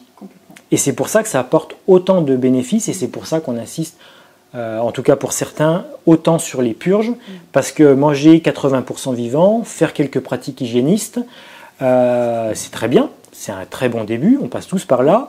Mais ça peut être aussi vécu comme un antidote pour continuer de vivre comme avant. Et c'est pour ça que moi je ne critique pas du tout cette démarche-là parce que c'est un premier pas, mais simplement il faut être lucide quant au fait que ça ne va pas être viable éternellement, surtout dans une période actuellement où on est, où à l'horizon, j'estime 15 ans, tout sera complètement différent dans 15 ans, 15-20 ans. Et donc c'est important de se dire, bon ok, si je veux rester aux 80% vivant, pas envie de purger, juste faire mes petits bains froids, mes respirations de temps en temps, et ça va me contenter, ok, mais il faut avoir à l'esprit que ça ne sera pas viable éternellement. Et qu'il y a un moment où il va falloir passer à l'étape supérieure, surtout qu'au niveau énergétique en ce moment, il y a des grands mouvements d'énergie qui se passent sur la planète qui font que les demi-mesures, la tiédeur, ça passe de moins en moins. On est amené à choisir son camp. Et les purges, c'est l'outil, la clé de voûte qui permet de passer au 100% vivant et de vivre cette régénération-là. Et pour moi, c'est vraiment la plus belle expérience que j'ai pu faire, mais il faut bien comprendre que c'est un processus alchimique. Donc on va provoquer principalement des diarrhées, des nettoyages de la lymphe, qui vont avoir une action donc, sur tous les plans de l'être et qui font que des fois ça va se passer comme une lettre à la poste, puis des fois ça va mal se passer, des fois c'est rapide, des fois c'est lent. Et donc là il y a le mental qui panique complet parce que lui il ne comprend rien de ce qui se passe et il va juste falloir l'accepter. Et nous quand on donne des consultations avec des personnes qui sont accompagnées là-dedans parce qu'on ne peut pas faire ça seul, on ne nous a jamais pris à ça à l'école, c'est à rebours complet de toutes nos croyances sur la santé, etc., etc. Donc on a besoin de se faire accompagner pour ça. Si on ne le fait pas, on va faire n'importe quoi et ça ne tiendra pas. Voilà. Donc ça c'est hyper important d'être accompagné. Et après quand on accompagne les gens, notre travail ça va être juste de rassurer les gens, qu'ils acceptent et puis qu'ils utilisent certaines techniques complémentaires comme le bain dérivatif, les respirations conscientes, le cupping, etc. Il y a plein de techniques qui permettent de faire en sorte que ça se passe le plus en douceur possible, vitaliser avant, s'assurer que la personne c'est bien indiqué pour elle, et sans cesse répéter que en fait les maladies, les diarrhées, les fièvres, etc., c'est pas le problème dans le corps, mais la solution que le corps a trouvée. Et ça, on a beau le dire, même dans le milieu où je me trouve actuellement avec des personnes qui sont sur ce chemin-là de changer leurs croyances, souvent, et ça me surprend beaucoup, encore actuellement, les personnes qui ont un plan de santé et elles m'appellent, elles me disent « Oh, j'ai le Covid, qu'est-ce que je fais ?» Donc déjà, on n'a pas peur parce que le virus ou la bactérie, peu importe, qui rend malade, il est là pour aider le système immunitaire et non pas pour l'embêter. Il aide le système immunitaire à faire son travail. Et donc l'idée, le réflexe, c'est on jeûne, on purge. Et puis une fois qu'on a nettoyé la lymphe, qu'on a nettoyé les poubelles, comme dit Irène, eh bien les virus ou les bactéries n'ont plus de raison d'être et donc ils reviennent à leur place. C'est comme le staphylocoque doré, on en a en permanence à l'intérieur du corps, on en a à la surface de la peau. Si on devait l'éradiquer, on ne pourrait pas, ou alors on s'éradiquerait nous-mêmes, il fait partie de nous. C'est simplement le fait que quand il y a trop de déchets à l'intérieur, il se réveille, il se multiplie et puis il fait un nettoyage du corps. Voilà. Et il aide le système immunitaire à faire son travail. Et donc c'est là où c'est le gros saut quantique, le gros saut de falaise à faire pour vraiment faire cette transition de manière accomplie jusqu'au bout, cette transition alimentaire, c'est de dire non, quand je suis malade, c'est pas parce que J'aurais dû écouter les gens qui me disaient que c'était pas bon de manger 100% vivant. Regarde, maintenant je suis malade, etc. Non, non, c'est le processus naturel et il faut l'accueillir. Et puis même si ça fait 2 ou 3 ans que je purge et que je mange 100% vivant et que je fais encore une crise d'élimination, une fièvre ou quoi que ce soit, c'est normal. Et je jeûne, je purge et tout va rentrer dans l'ordre. Et lâcher prise par rapport à ça, ça demande vraiment de s'être rassuré, d'avoir compris intellectuellement, d'avoir fait des stages, d'être accompagné, parce que ça ne peut pas se faire comme ça du jour au lendemain. Et ça, c'est décisif, c'est-à-dire que ce que tu dis, c'est-à-dire que la personne, elle est malade, elle prend une purge, alors qu'elle n'a pas envie, parce qu'on lui dit je suis malade, et en plus, il faut que je jeûne et que je purge. Là, ça fait beaucoup. Vous m'en demandez beaucoup. Donc, le plus souvent, les premières fois, les personnes ne le font pas, parce qu'elles n'ont pas envie de se rajouter ça par-dessus. Puis au bout d'un certain temps, on les a rabâchées, etc., etc. Elles se disent, bon, je vais peut-être essayer. Elles essayent, pof, le lendemain, soit c'est arrêté, soit elle va nettement mieux. Et elle se dit, ah oui, quand même. Et comme tu disais aussi, ça suffira pas. Il faudra en remettre des couches parce que le mental va se dire, ça se trouve, c'était le hasard. Hein. Donc le mental, lui, il est très fort pour inventer des trucs. Hein. Donc le mental, même si vous purgez, qu'il n'y a plus rien derrière, il va vous dire, non, mais ça, c'était le hasard. Voilà. Une coïncidence. Et donc, il va falloir répéter l'expérience, répéter. Et c'est là où systématiquement, les gens, quand je les sens douter, c'est sain qui doutent, c'est normal, je les ramène à cette phrase que j'aime beaucoup des évangiles, qui est c'est au fruit qu'on reconnaît l'arbre. Voilà. Et donc, en fait, tout ce qu'on dit, tout ce que je dis, tout ce que Irène, Miguel disent sur le sujet, ils en parlent très bien, vous trouverez quelqu'un sur YouTube ou ailleurs qui va vous dire exactement le contraire. Voilà. La différence, c'est qu'est-ce qui concrètement se passe dans les faits. Voilà. Donc, vous le faites sur vous. Est-ce que, grosso modo, après plusieurs mois ou années de pratique, je vais mieux avec l'alimentation vivante ou les purges, ou est-ce que je vais moins bien? Et ce qui est très beau aussi, moi je trouve, même pour quiconque, leur permet de faire un saut quantique par rapport à ça très rapidement, c'est de voir des enfants qui mangent 100% vivant depuis le début. Là, on n'a plus besoin, on ne demande plus les articles scientifiques, on ne demande plus les preuves, et on est juste, tout est dit. Ils sont tellement différents, plus beaux, intelligents, connectés, éveillés, c'est heureux. On ne peut pas dire et les protéines et la B. Non, voilà. Mais les protéines, on les a ailleurs, on en a partout dans le cru. Les protéines, elles sont partout. Bien sûr. Alors, moi, j'aime bien prendre cet exemple du lait maternel. Il y a 1% de protéines dans le lait maternel à une période où l'enfant, où l'individu est en pleine croissance. Voilà. Où il a le plus besoin d'une alimentation de qualité et pour se développer. Donc si au moment où on en a le plus besoin, eh bien, il y a 1% de protéines, autant que dans un jus de carotte, même si ce n'est pas les mêmes protéines, c'est quand même la même proportion. Que dire des 15% de protéines recommandées par les instances officielles, voilà. Alors que l'enquête Campbell a montré qu'au-delà de 10%, eh bien, c'est là où on augmentait de manière énorme le risque de développer un cancer. Donc en fait, on a très peu besoin de protéines et le peu qu'on a besoin, on va le trouver dans les légumes, les fruits, sans avoir à les rechercher. Et même les oléagineux, il y a Mimi et Jackie par exemple, qui eux mangent quasiment pas d'oléagineux.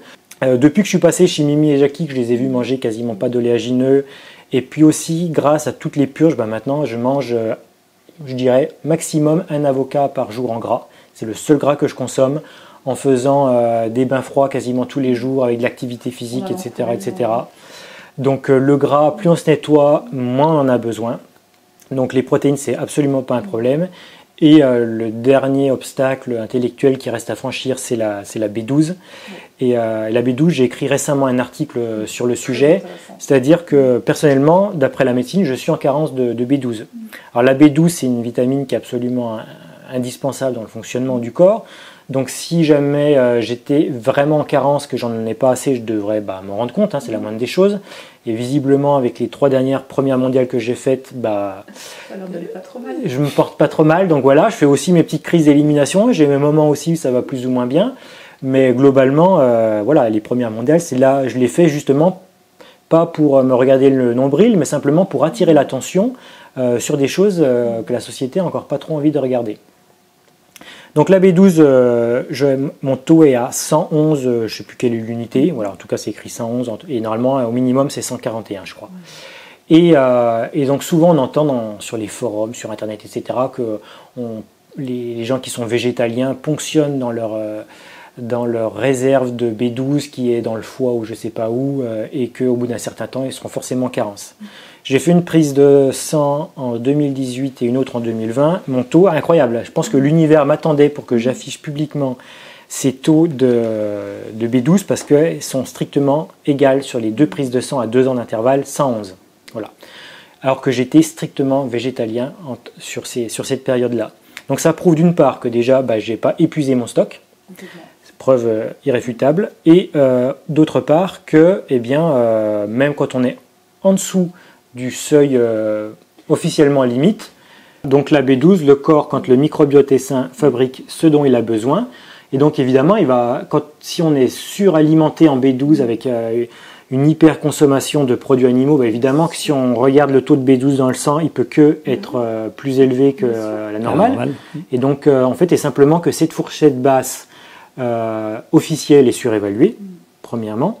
Et deuxièmement, en fait, les personnes, quand elles sont mal renseignées, c'est normal au début, c'est tellement le monde à l'envers qu'on nous présente, qu'on se met à l'alimentation vivante, on vit nos premières détox sans forcément le savoir, ça se passe plus ou moins bien. On fait une prise de sang, pof, la B12 est en dessous de la fourchette basse, donc évidemment, les médecins, oui, vous mangez pas de viande, évidemment. Et donc là, la personne va croire qu'elle se sent mal à cause de la B12, et ça, j'en connais plein. Il y a 35 000 tonnes par an dans le monde qui sont produits pour supplémenter les animaux d'élevage, qui représentent 80% des produits animaux qui sont vendus dans le commerce. Voilà. Donc les gens, d'ailleurs, les personnes qui sont le plus souvent sujets aux carences en B12, ce sont des gens qui mangent de tout. Voilà.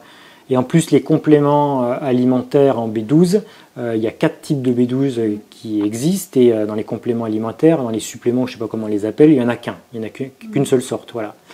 Et puis moi, souvent, quand j'entends ça, j'ai envie de répondre, moi je suis venu à l'alimentation vivante par esthétique. Si jamais il fallait supplémenter, moi, je serais le premier à manger de la viande. Hein. Et la logique qui échappe souvent aux gens dans l'alimentation vivante, parce que volontairement on ne met pas une étiquette comme vegan, et c'est très bien, ça évite de faire des catégories de gens. Et la logique, ça ne va pas être de manger forcément tout ce qui est vivant. Il y a des gens qui vont me dire l'alcool c'est vivant, c'est une fermentation, etc. Ça, je l'ai entendu plein de fois. Hein. J'ai envie de leur répondre, un arbre c'est vivant, c'est pas pour ça que je vais aller le manger. C'est clair. Donc oui, on mange que des choses qui sont vivantes, mais aussi des choses qui sont vivantes et qui sont bonnes pour nous, qui sont faites pour nous. Voilà. Donc ça passe par le ressenti, bien évidemment. Si je bois de l'alcool et que derrière je me sens mal, mon corps me dit que c'était pas fait pour moi, tout simplement. Voilà. Donc on ne va pas manger des choses qui sont vivantes, dont le ressenti n'est pas optimal derrière. Donc la logique de l'alimentation vivante, c'est pas des règles à suivre ou à ne pas suivre, c'est pas j'ai le droit de manger ça ou j'ai pas le droit de manger ça, c'est manger ce qui est bon pour soi. Après, ça reste à définir, et ça passe par des expérimentations, des lectures aussi pour comprendre ce qui se passe, etc. Quand j'étais donc pendant America Extrema, on en a parlé tout à l'heure, j'ai eu cette intuition que je pouvais voyager sans rien. Et en fait, voyager sans rien, quand j'ai découvert le jeûne, que je pouvais, pendant la marche sans fin, avoir plein d'énergie pendant 2 semaines, traverser des rivières glaciales, marcher 10 à 12 heures par jour sans manger, avec l'exposition au froid, quand on voit Wim Hof, moi j'ai pas ces capacités, mais en tout cas quand on le regarde, on voit qu'il peut rester plusieurs heures sans avoir froid dans des conditions glaciales. Au bout d'un moment, je me suis dit, en fait, même si on n'a plus rien, on peut faire des expéditions, tout simplement parce que le corps il a les ressources à l'intérieur de lui pour faire face au manque de nourriture, à l'absence de chaleur ou à l'excès de chaleur, etc. Et qu'en fait, quand on utilise à nouveau son corps avec le bon mode d'emploi, on n'a plus besoin de toute cette technologie qui était en fait une sorte de prothèse pour arriver à faire des choses qu'on n'arrivait plus à faire naturellement. Et je me suis dit, en fait, la plus belle expérience que je pourrais faire et le meilleur moyen de vivre à fond mes convictions, ça serait de partir avec rien et de faire un truc physiquement assez important. Voilà. Donc je me suis dit, je vais quand même pas partir dans un milieu polaire. Il faut aussi remettre les choses à leur place et y aller progressivement, parce que quand des personnes ont déjà fait des choses avant vous, ça aide à aller plus loin. Voilà. Mais là, je l'ai posé à un jalon où, à part les apôtres qui étaient partis en voyageant sans rien, il n'y avait personne d'autre. Et puis on a quelques écrits, on ne sait pas trop comment ça s'est passé. À la limite, on pourrait même douter que ça s'est vraiment passé éventuellement. Donc je considère que je n'ai pas vraiment de modèle ou de référence. J'avais personne. Avant, je lisais Mike Horn, je lisais Nicolas Vanier, Jean-Louis Etienne, etc. Là, pour préparer cette traversée de l'Europe sans rien, j'ai lu les évangiles, et puis c'est à peu près tout, quoi. C'est à peu près le seul support que j'avais pour m'aider. Je me suis dit que ça allait être un formidable laboratoire pour vivre à fond ces convictions, mais j'allais les faire dans un contexte qui me paraît accessible, voilà, pas extrême dans un premier temps. Voilà. Peut-être que ça serait possible de, je sais pas, comme l'a fait Wim Hof, il est sur le chemin, de gravir l'Everest et de redescendre en short sans rien. Bon, il n'a pas réussi, mais il n'était pas très loin, donc peut-être que ça c'est encore un truc derrière. En tout cas, là, je me suis réservé une expédition en milieu urbain avec des êtres humains pour m'apporter de la nourriture, et puis à une époque de l'année où il fait relativement bon pour ne pas avoir à trop lutter contre le froid. Je ne l'aurais pas fait dans d'autres circonstances plus difficiles.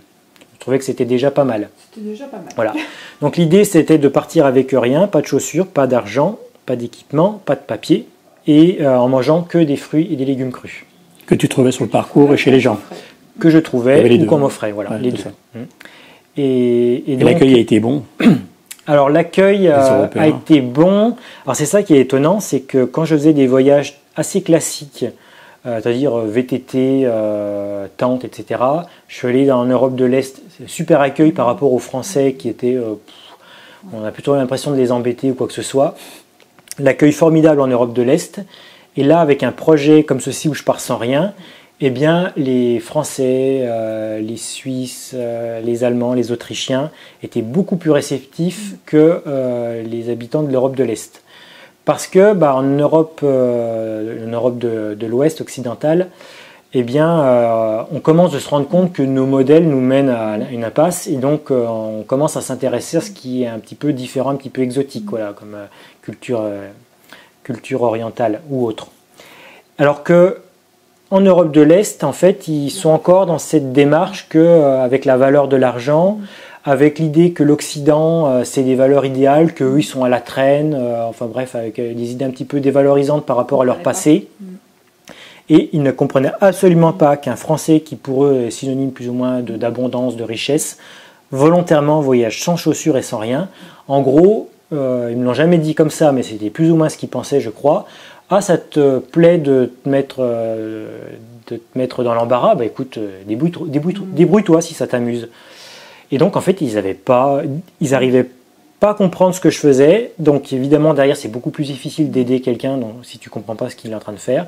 Et donc j'ai été beaucoup livré à moi-même, et c'était très éprouvant physiquement et psychologiquement. Ouais. Physiquement, j'ai toujours trouvé assez facilement de la nourriture. Il y avait des cerises, des pommes, des prunes, etc. On me donnait un petit peu d'argent, ça m'a aidé. Ça m'a permis d'acheter des oléagineux. Je complétais avec ça. Avocats, olives, des noix. Donc au niveau nourriture, ça allait un peu, à peu près, même si j'ai pas mal maigri. Par contre, au niveau psychologique, c'était vachement dur pour moi de vivre autant de rejet. C'est-à-dire que même si la première partie jusqu'à Vienne, j'ai été bien accueilli, avant de trouver une porte, une famille d'accueil, je pouvais faire 10, 15, parfois 20 portes. Donc pour une personne qui accepte, avant, dans ma soirée, après avoir couru un marathon, eh bien, je devais affronter le regard ahuri des personnes qui se disent « mais qui c'est celui-là ?» Déjà, j'avais une tenue de coureur mexicain, les Tarahumara, en hommage à ce peuple qui a inspiré le livre Born to Run et qui m'a permis de redécouvrir la course pieds nus. Et quand ils voyaient mes pieds, les gens, ils étaient, mais pour certains, ils étaient terrorisés. Je voyais leur corps se cacher un petit peu derrière la porte et ils refermaient derrière à double tour. Donc il y avait la peur, il y avait le rejet, des gens qui me regardaient comme si je faisais partie de la ligue de la société. Et donc ça a été pas facile à vivre. J'ai pas de blessure de rejet. J'ai une blessure d'abandon, mais pas de rejet. Cette blessure de l'abandon, ça a participé à la guérir, parce qu'en partant sans rien et en ayant fait tout ce que j'ai fait, en fait, maintenant je sais que la vie ne peut plus m'abandonner. Parce que j'avais rien et j'ai eu tout ce qu'il fallait. Voilà. Donc ça a vraiment été une étape très importante dans la guérison de cette blessure d'abandon. Son évolution voilà. personnelle. Par contre, je ne sais pas si j'aurais pu faire un tel voyage si j'avais eu la blessure de rejet, parce que là, même sans l'avoir, ça a été quand même assez intense. Et une des leçons de ce voyage, une des leçons principales, ça a été d'accepter que les gens me rejettent, d'accepter qu'ils ne comprennent pas ce que je fais et qu'ils soient parfois durs avec moi. parce que je me suis dit, en fait, si moi je les rejette aussi, parce qu'eux me rejettent, en fait, je fais la même chose qu'eux. Moi, eux, ils ne me comprennent pas, mais moi, je ne les comprends pas. Donc, on se regarde d'un point de vue différent, mais on a la même réaction. Ouais.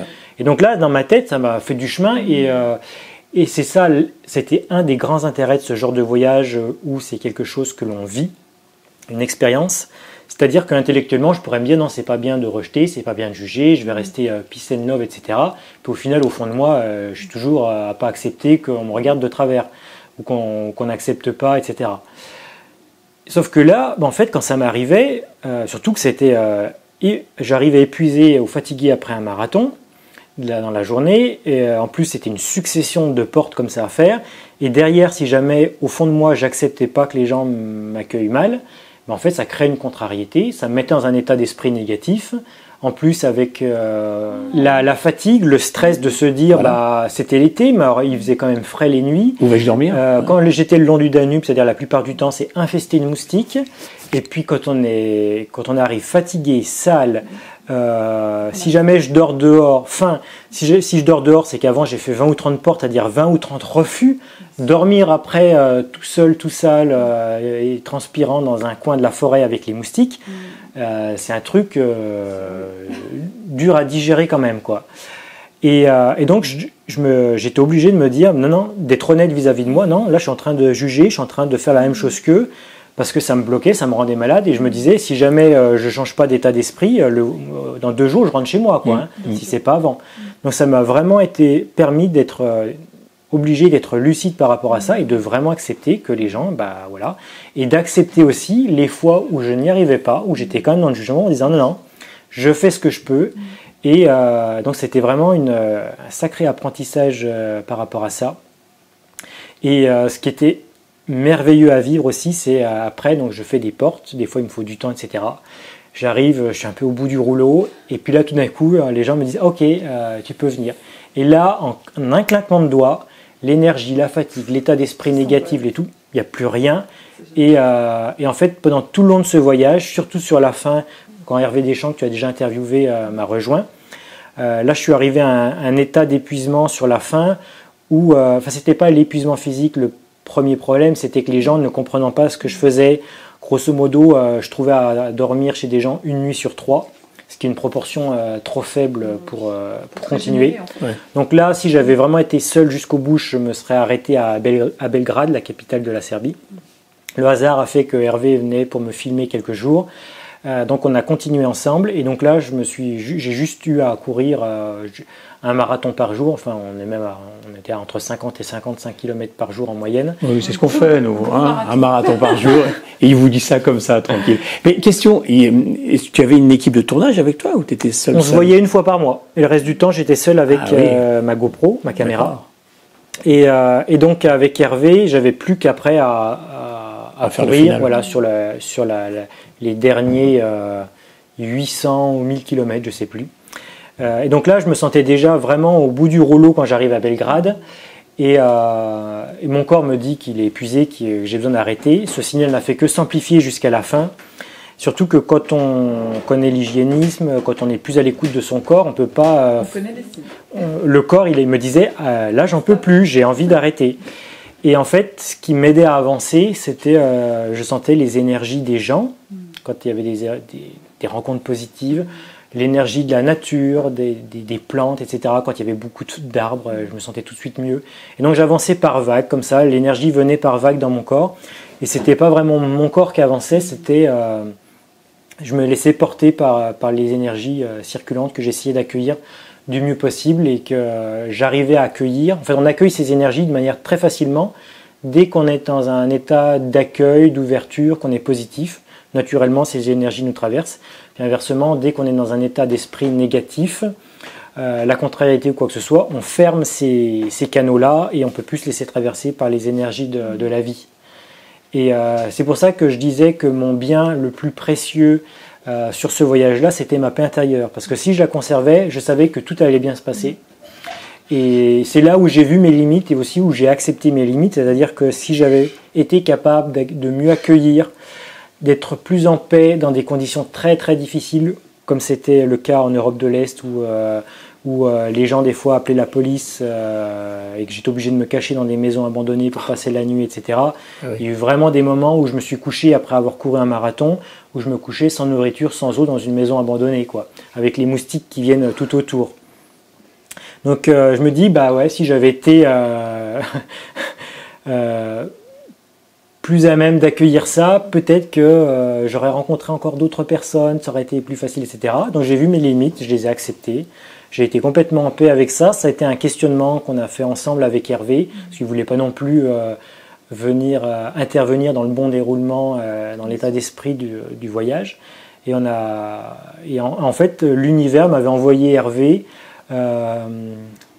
comme une aide pour venir m'accompagner pour terminer ça. J'ai trouvé ça magnifique parce que ce n'était pas programmé. Hervé l'a fait de bon cœur et ça a finalement... pour moi, ça a conservé l'état d'esprit du voyage parce que c'est lui qui m'a offert tout ce dont j'avais besoin, le gîte, le couvert, sans que j'aie à le demander ni quoi que ce soit.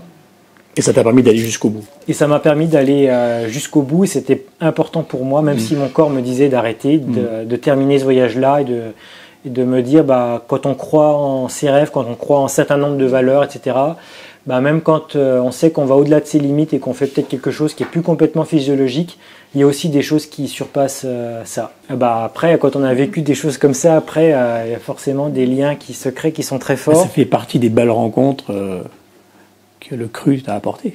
Voilà. Tout simplement. Le cru m'a apporté, ça a commencé avec le film de Damien, La Marche Enfin, où j'ai rencontré Miguel, Irène. Toutes les portes du cru se sont ouvertes à moi. Avant cette période-là, j'avais pas internet chez moi parce que ça me dégoûtait tout ce que je voyais dessus. J'étais un petit peu dans le mode où on se referme sur soi et on veut plus utiliser PayPal, on veut plus utiliser Amazon, on veut plus rien de tout ça. Et en fait, je me suis rendu compte que je m'étais complètement refermé sur moi-même et que j'avais plus accès à toutes ces informations qui étaient vitales. Pour ça, maintenant, je suis complètement en paix avec les réseaux sociaux, avec Internet, la technologie. Parce que la technologie, c'est un outil comme un couteau. Je prends souvent cet exemple du couteau. Tu peux éplucher des légumes, tu peux te préparer à manger ou tu peux tuer quelqu'un. Voilà. Est-ce que pour autant on va interdire les couteaux? Bah non. Voilà, dans la technologie, c'est la même chose. C'est pas question de l'interdire ou de l'utiliser absolument, mais on l'utilise en conscience, en pesant le pour et le contre.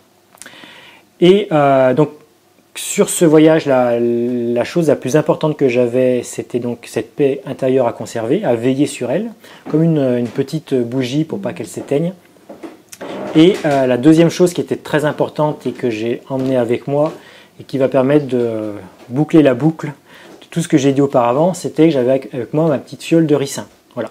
C'est-à-dire que j'avais pas d'argent, j'avais pas d'habit de rechange, j'avais pas de téléphone, j'avais pas de carte routière, j'avais pas de boussole de GPS ni de quoi que ce soit, mais j'avais ma petite fiole de ricin parce que je savais très bien qu'en mangeant 100% vivant, en étant exposé au soleil, avec l'activité, etc., j'allais remettre plein de choses en circulation et que j'allais très mal le vivre physiquement et émotionnellement, mentalement. Et donc ça a participé au bon déroulement de ce voyage. Donc j'ai fait plusieurs purges, sulfate de magnésium et ricin pendant le voyage. Des fois j'utilisais les moments quand l'équipe de tournage venait me rejoindre, j'en profitais pour jeûner et purger. Ça m'est arrivé aussi de faire double ricin de suite tout en continuant de courir. Comme quoi, on peut tout faire aussi. Si l'action qu'on a à accomplir quand on jeûne et quand on purge, on lui donne du sens, et qu'on accepte de lâcher prise en sachant qu'on aura de l'énergie mais qu'on ne la mettra pas de la même manière. Comme moi en ce moment, aujourd'hui, je jeûne et je purge. C'est pas pour ça que juste avant que vous me posiez des questions, j'avais plutôt envie de faire une sieste. Mais pour moi, c'est important de communiquer autour de toutes ces notions. Donc il y a l'énergie qui me traverse, les idées qui viennent. Je ne cherche pas mes mots ou quoi que ce soit parce que je suis en train de jeûner et de purger. Voilà. Au contraire, je suis beaucoup plus connecté et les idées viennent beaucoup plus facilement. Et donc j'ai purgé régulièrement tout au long du trajet et voilà, j'avais donc pour moi c'est assez symbolique de l'importance à laquelle je donne aux purges puisque j'avais rien de tout ce que les êtres humains prendraient avec eux pour voyager, mais par contre j'avais ma fiole de ricin. Alors j'ai parcouru environ 3500 km sans compter tous les allées et venues pour aller chercher à manger, chercher un gîte et poser la caméra et revenir la récupérer. En 88 jours, Il y a eu un truc avec le chiffre 8, 80 marathons, 8 jours de repos, 8 pays traversés, couru à une vitesse, à mon avis, de 8,8 km/h. Et je suis revenu en France le 8 septembre. Pour la, si je ne me trompe pas, c'était pour la fête de la Nativité de la Vierge. Voilà. J'ai été assez encadré par certains saints, notamment Saint Barnabé, le jour où je suis parti, le 11 juin. J'ai regardé en radiesthésie quel était le meilleur jour pour partir, je suis tombé le 11 juin. Et tu expliquais que tu avais même joué du pendule pour dire à quelle date je pars. Oui, c'est un épisode du voyage très important que j'ai oublié de citer, c'est que je suis en plein préparatif quand le premier confinement arrive, et puis les frontières se ferment, et puis le confinement dure des mois et des mois. Et je me dis, ça se trouve, je ne vais pas pouvoir partir, quoi. Surtout que même si, moi, j'ai pas peur de braver l'autorité puis de faire un truc interdit, mais si jamais les gens sont dans la peur, ils vont me dénoncer ou ils vont pas ouvrir leurs portes. Je peux rien faire tout seul dans un voyage comme ça. Donc je me dis, en fait, je crois que je vais plutôt abandonner ce projet et puis mettre en place, développer ma société avec Florence, la Free Your Life. C'est le moment pour faire ça, puis les voyages, ça sera un autre épisode de ma vie, quoi. Et tu as eu des encouragements, en fait. On t'a dit, non, il faut y aller. Et ce jour-là, ce jour-là, je me dis, il faut que je prenne une décision, parce qu'il y a l'équipe de tournage, il y a des personnes, etc. On s'organise, il faut que je prenne une décision. Et là, je me dis, je pense que je vais arrêter. Et là, dans la journée, il y a environ 6 personnes qui me contactent par mail, il y a des gens que je croise autour de chez moi, etc., par téléphone, qui me disaient, alors t'en es où dans tes projets? Puis je leur dis, ce qui se passe, là je crois que je vais pas y aller. Puis non, au contraire, il faut que tu fasses. Je me souviens un copain, Jérôme, qui m'avait dit, au contraire, c'est dans un moment comme ça qu'on a le plus besoin de gens qui osent. Et donc je me laisse pas spécialement influencer au moment où on me dit ça, mais à la fin de la journée, je fais le bilan, puis je me dis, mais ça c'est une synchronicité. Parce que j'avais lu les travaux de Philippe Guillemant, donc je vous encourage à lire son dernier livre, Le Grand Virage de l'Humanité, qui est un ouvrage absolument magnifique, où il explique, où il a permis en fait, la conscience rejoint la science, en fait, à travers les dimensions de l'univers. Et donc, dans sa vision de l'univers que j'ai adoptée, qui fait partie de mes croyances maintenant, le futur et le passé existent en permanence, en même temps que le présent, et le présent va vers un futur à travers des synchronicités. Et quand on est en pleine conscience, quand on médite ou quand on visualise des choses, qu'on utilise la loi de l'attraction, et bien en fait on a la capacité de modifier le futur. Et une fois qu'on a modifié le futur, il y a des synchronicités qui se passent pour amener le présent vers ce nouveau futur qui vient d'être créé. Et donc moi, ça faisait 5 ans que je préparais Eurotopia, cette traversée de l'Europe, que j'y pensais tous les jours, etc. Donc c'est un truc qui m'habitait corps et âme. Donc j'avais bien compris que j'avais dû essayer, j'avais fait tout mon possible pour modifier le futur pour que je le réalise. Et comme je suis prêt à abandonner, eh bien, comme le nouveau futur existe à nouveau, il essaye de me ramener vers lui. Et donc c'est là où il provoque des synchronicités. Et donc je fais ce lien, je me dis, ça veut dire que dans le futur, mon voyage est déjà réalisé, donc en fait j'ai plus rien à craindre. Ça veut dire que les frontières vont se lever au bon moment, que je vais rencontrer tout ce qu'il me faut pour avoir... Tout est en place. Donc tout est en place, donc je me suis dit, comme je ne peux pas intellectuellement, mentalement définir quand est-ce que le confinement va se lever, je ne peux que avoir le recours à la radiesthésie. Donc j'ai posé la question à mes guides, quel est le meilleur jour pour partir sur Eurotopia? C'est tombé sur le 5 juin, qui s'est avéré être la Saint Barnabé, qui fait partie des apôtres. Donc pour moi ça voulait dire que je partais sous le patronage d'un signe de plus, voilà.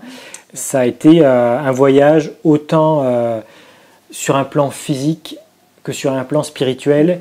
Et pour moi, la suite de mes aventures, je ne sais pas s'il y en aura, parce que là je suis dans une phase d'expansion de ma société avec Florence, où ce qui est important maintenant pour moi et pour la société, c'est de communiquer autour des lois du vivant.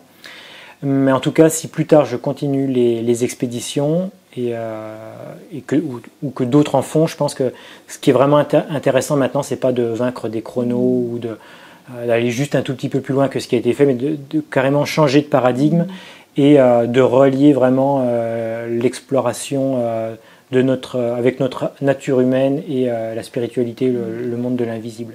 Magnifique. Et j'ai eu la chance avec Eurotopia de vivre un voyage où j'ai beau être super entraîné avec un esprit éventuellement de compétition et sortir mon pendule pour savoir quel chemin prendre et quand partir, quoi. Et pour moi, ça c'était vraiment la magie du vivant, quoi. Magnifique. Donc ça, c'est la dernière aventure, expérience. Ouais. Et elle sera traduite en film. Ouais, à partir de mars ou avril 2022. 22 là. Donc, au et cinéma. on a un film d'une durée de... Pour l'instant, ils sont en train de le peaufiner. Il devrait être d'une durée de 1h50. Ah, très intéressant. Avec des bonus sur notamment le Super. ricin, sur la radiesthésie, sur d'autres trucs Super. qu'on n'a pas pu mettre dans la version d'1h50 parce que sinon...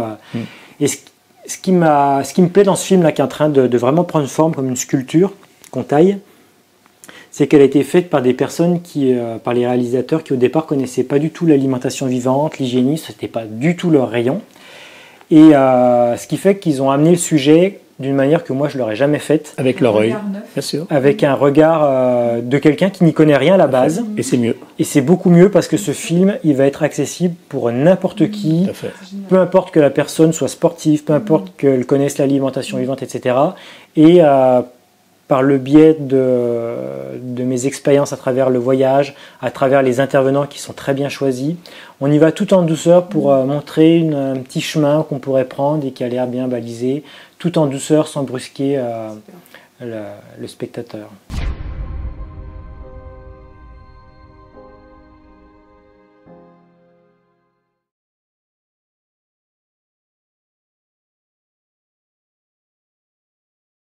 Donc Florian et moi, quand on s'est rencontrés, on s'est dit ça pourrait être sympa de faire des stages. Et puis Florian a dit ouais, d'ici 5 ans, j'ai encore Je voulais être bien prêt à être à fond sur tous les sujets. plein de livres à lire, plein de choses à étudier. Puis je lui ai dit on peut commencer juste avec un petit atelier cuisine, et puis un peu un bain froid, et puis des séances de respiration, de yoga.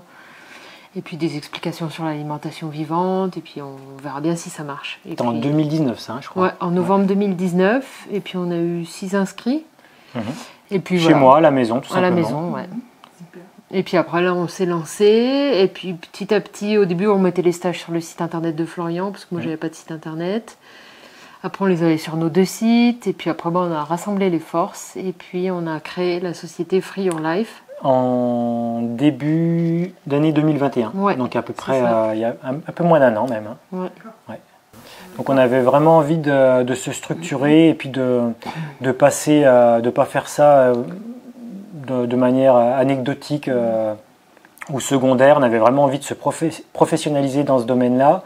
Et puis surtout, après ce qui s'est passé avec le confinement, etc., on s'est dit, mais il y a un besoin urgent pour la société que ce genre d'initiative existe, fleurisse. Et puis la demande, surtout, elle est là de manière exponentielle. Et c'est ça qui nous a motivés à mettre ces stages au point, c'est qu'il y avait des gens qui nous écrivaient régulièrement pour nous dire qu'elles aimeraient nous rencontrer, qu'elles nous demandaient des conseils, etc.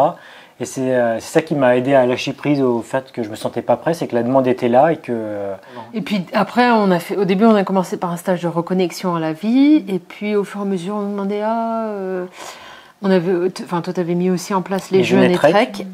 Et puis il y a des personnes qui aimeraient bien faire du jeûne et trek, mais le niveau en dessous, parce que marcher 25 à 30 km par jour, dormir en tente et tout. Donc après, on a mis en place le jeûner pour changer, qui est la version plus minimaliste du jeûne et trek, puisqu'on marche 3 heures par jour à peu près dans la nature. Et qu'on dort en gîte le soir, alors que le jeûne et trek, on dort en tente. Voilà, et aussi dans le jeûner pour changer, où il y a aussi toutes les ateliers de respiration, de yoga, d'explications sur l'alimentation vivante.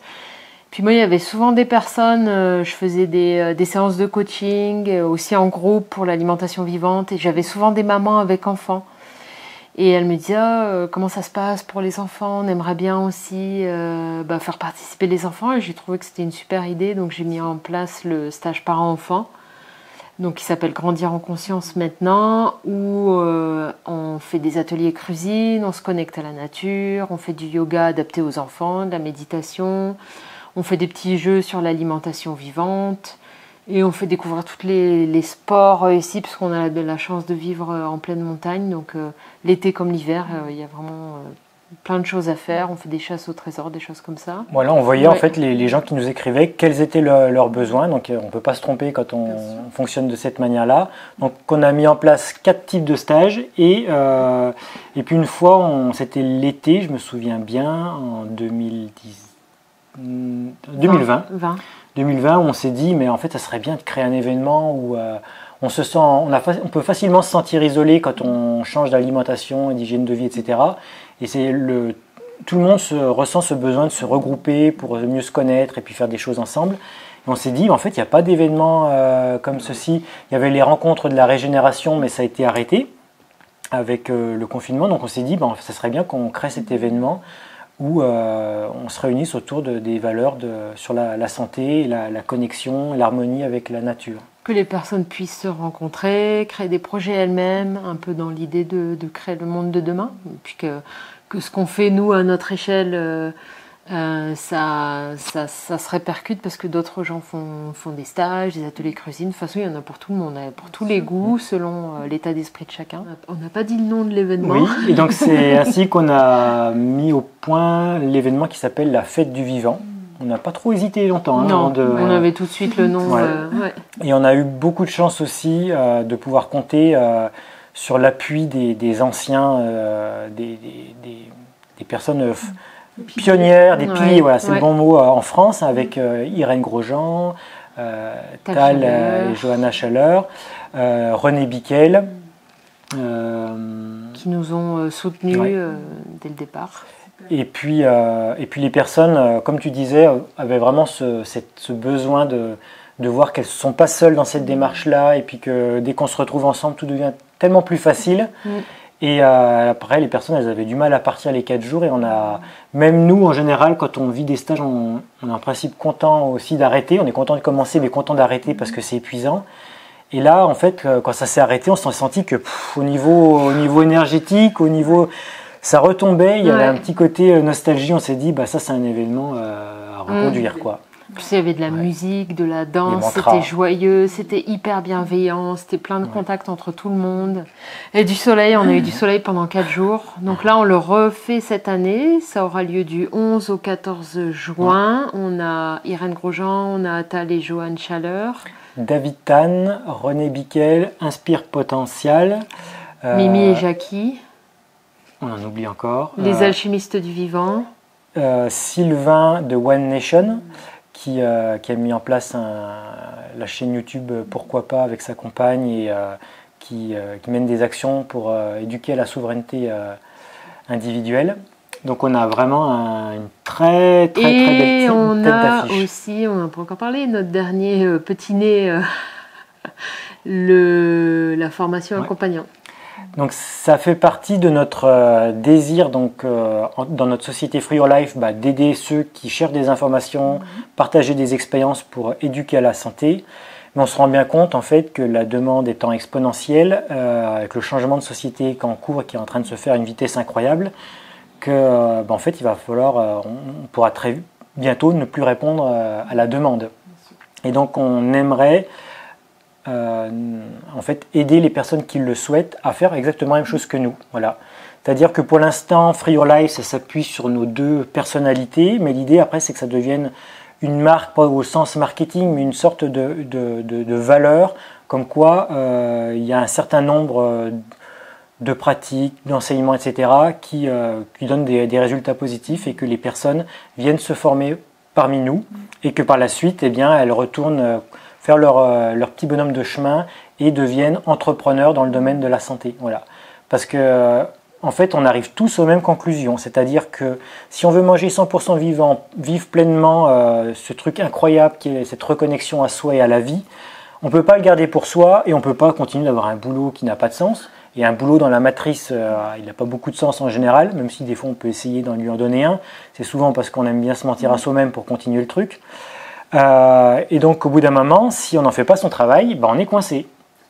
Voilà. Et donc l'idée, c'est qu'on n'essaye pas du tout de garder un domaine pour nous. Au contraire, Et chacun avec sa propre personnalité, sa propre énergie. Donc, en fait, il y en a pour tout le monde.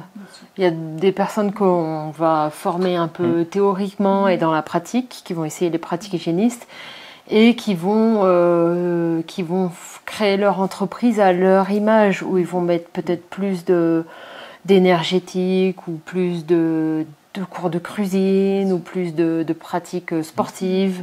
Et tellement le choix, chacun peut trouver vraiment ce qui lui correspond, associer des éléments entre eux. Ça peut aussi très bien se marier avec le chamanisme. Enfin, il y a de plus en plus de personnes qui rentrent dans l'alimentation après être passées par le chamanisme, parce qu'ils sont connectés aux esprits, mais ils sont en mauvaise santé, donc ils se posent aussi des questions. Et donc, on a créé ce format sous une semaine complète. Ça s'appelle la formation accompagnant. C'est en présentiel, ça a lieu ici à Saint-Pierre-de-Chartreuse, entre Chambéry et Grenoble. Et pendant une semaine, on a environ tous les jours, en tout et pour tout, 6 heures de cours théoriques, 6-7 heures. Oui. Et puis le reste du temps, c'est un cours de cuisine et c'est tous les ateliers pratiques, où on pratique un peu tout l'hygiénisme.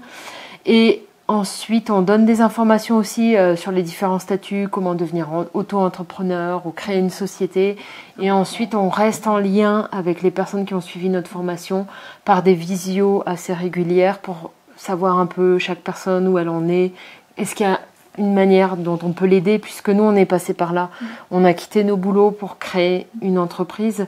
Donc, c'est comment on peut aider cette personne, comment aider cette personne pour sa visibilité sur les réseaux sociaux, etc., etc., pour qu'elle puisse à son tour transmettre. Cela afin de vivre pleinement sa passion, ses convictions, et puis d'apporter aussi sa contribution à la société qui en a grand besoin. Et notre socle à nous, c'est vraiment, à travers ces différentes pratiques hygiénistes qu'on propose, c'est de considérer qu'il y a des pratiques principales, premières, et des pratiques secondaires. Comme par exemple, boire de l'eau filtrée et informée, ça peut être intéressant, mais si derrière on continue de manger tout et n'importe quoi, j'ai envie de dire, ça n'a pas de sens. Et bien souvent, dans toutes les propositions de formation qui sont proposées sur le net, etc., c'est pas toujours évident de savoir quelles sont les priorités finalement dans toutes ces pratiques, sachant qu'il y a aussi des priorités qui peuvent être individuelles, mais il y a aussi des priorités qui vont être quand même assez objectives.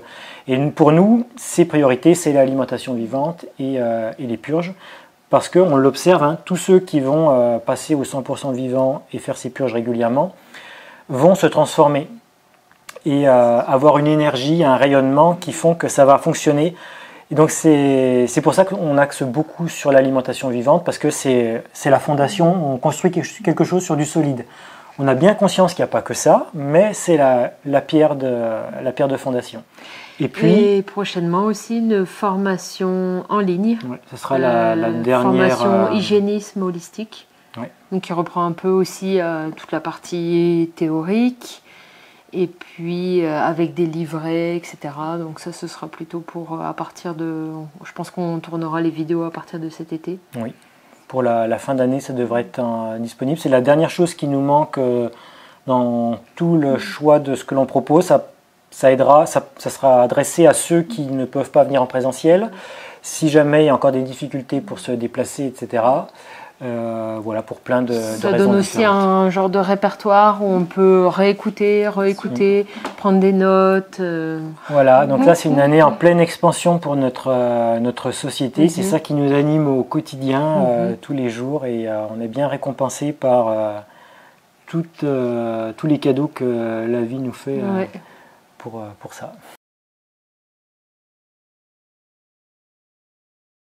Donc c'est freeyourlife.fr. On l'a aussi en notre chaîne YouTube, Free Your Life. Voilà, un site qui a été, une nouvelle version qui a été mise en ligne il y a quelques jours seulement, et il y a toutes les informations qui sont...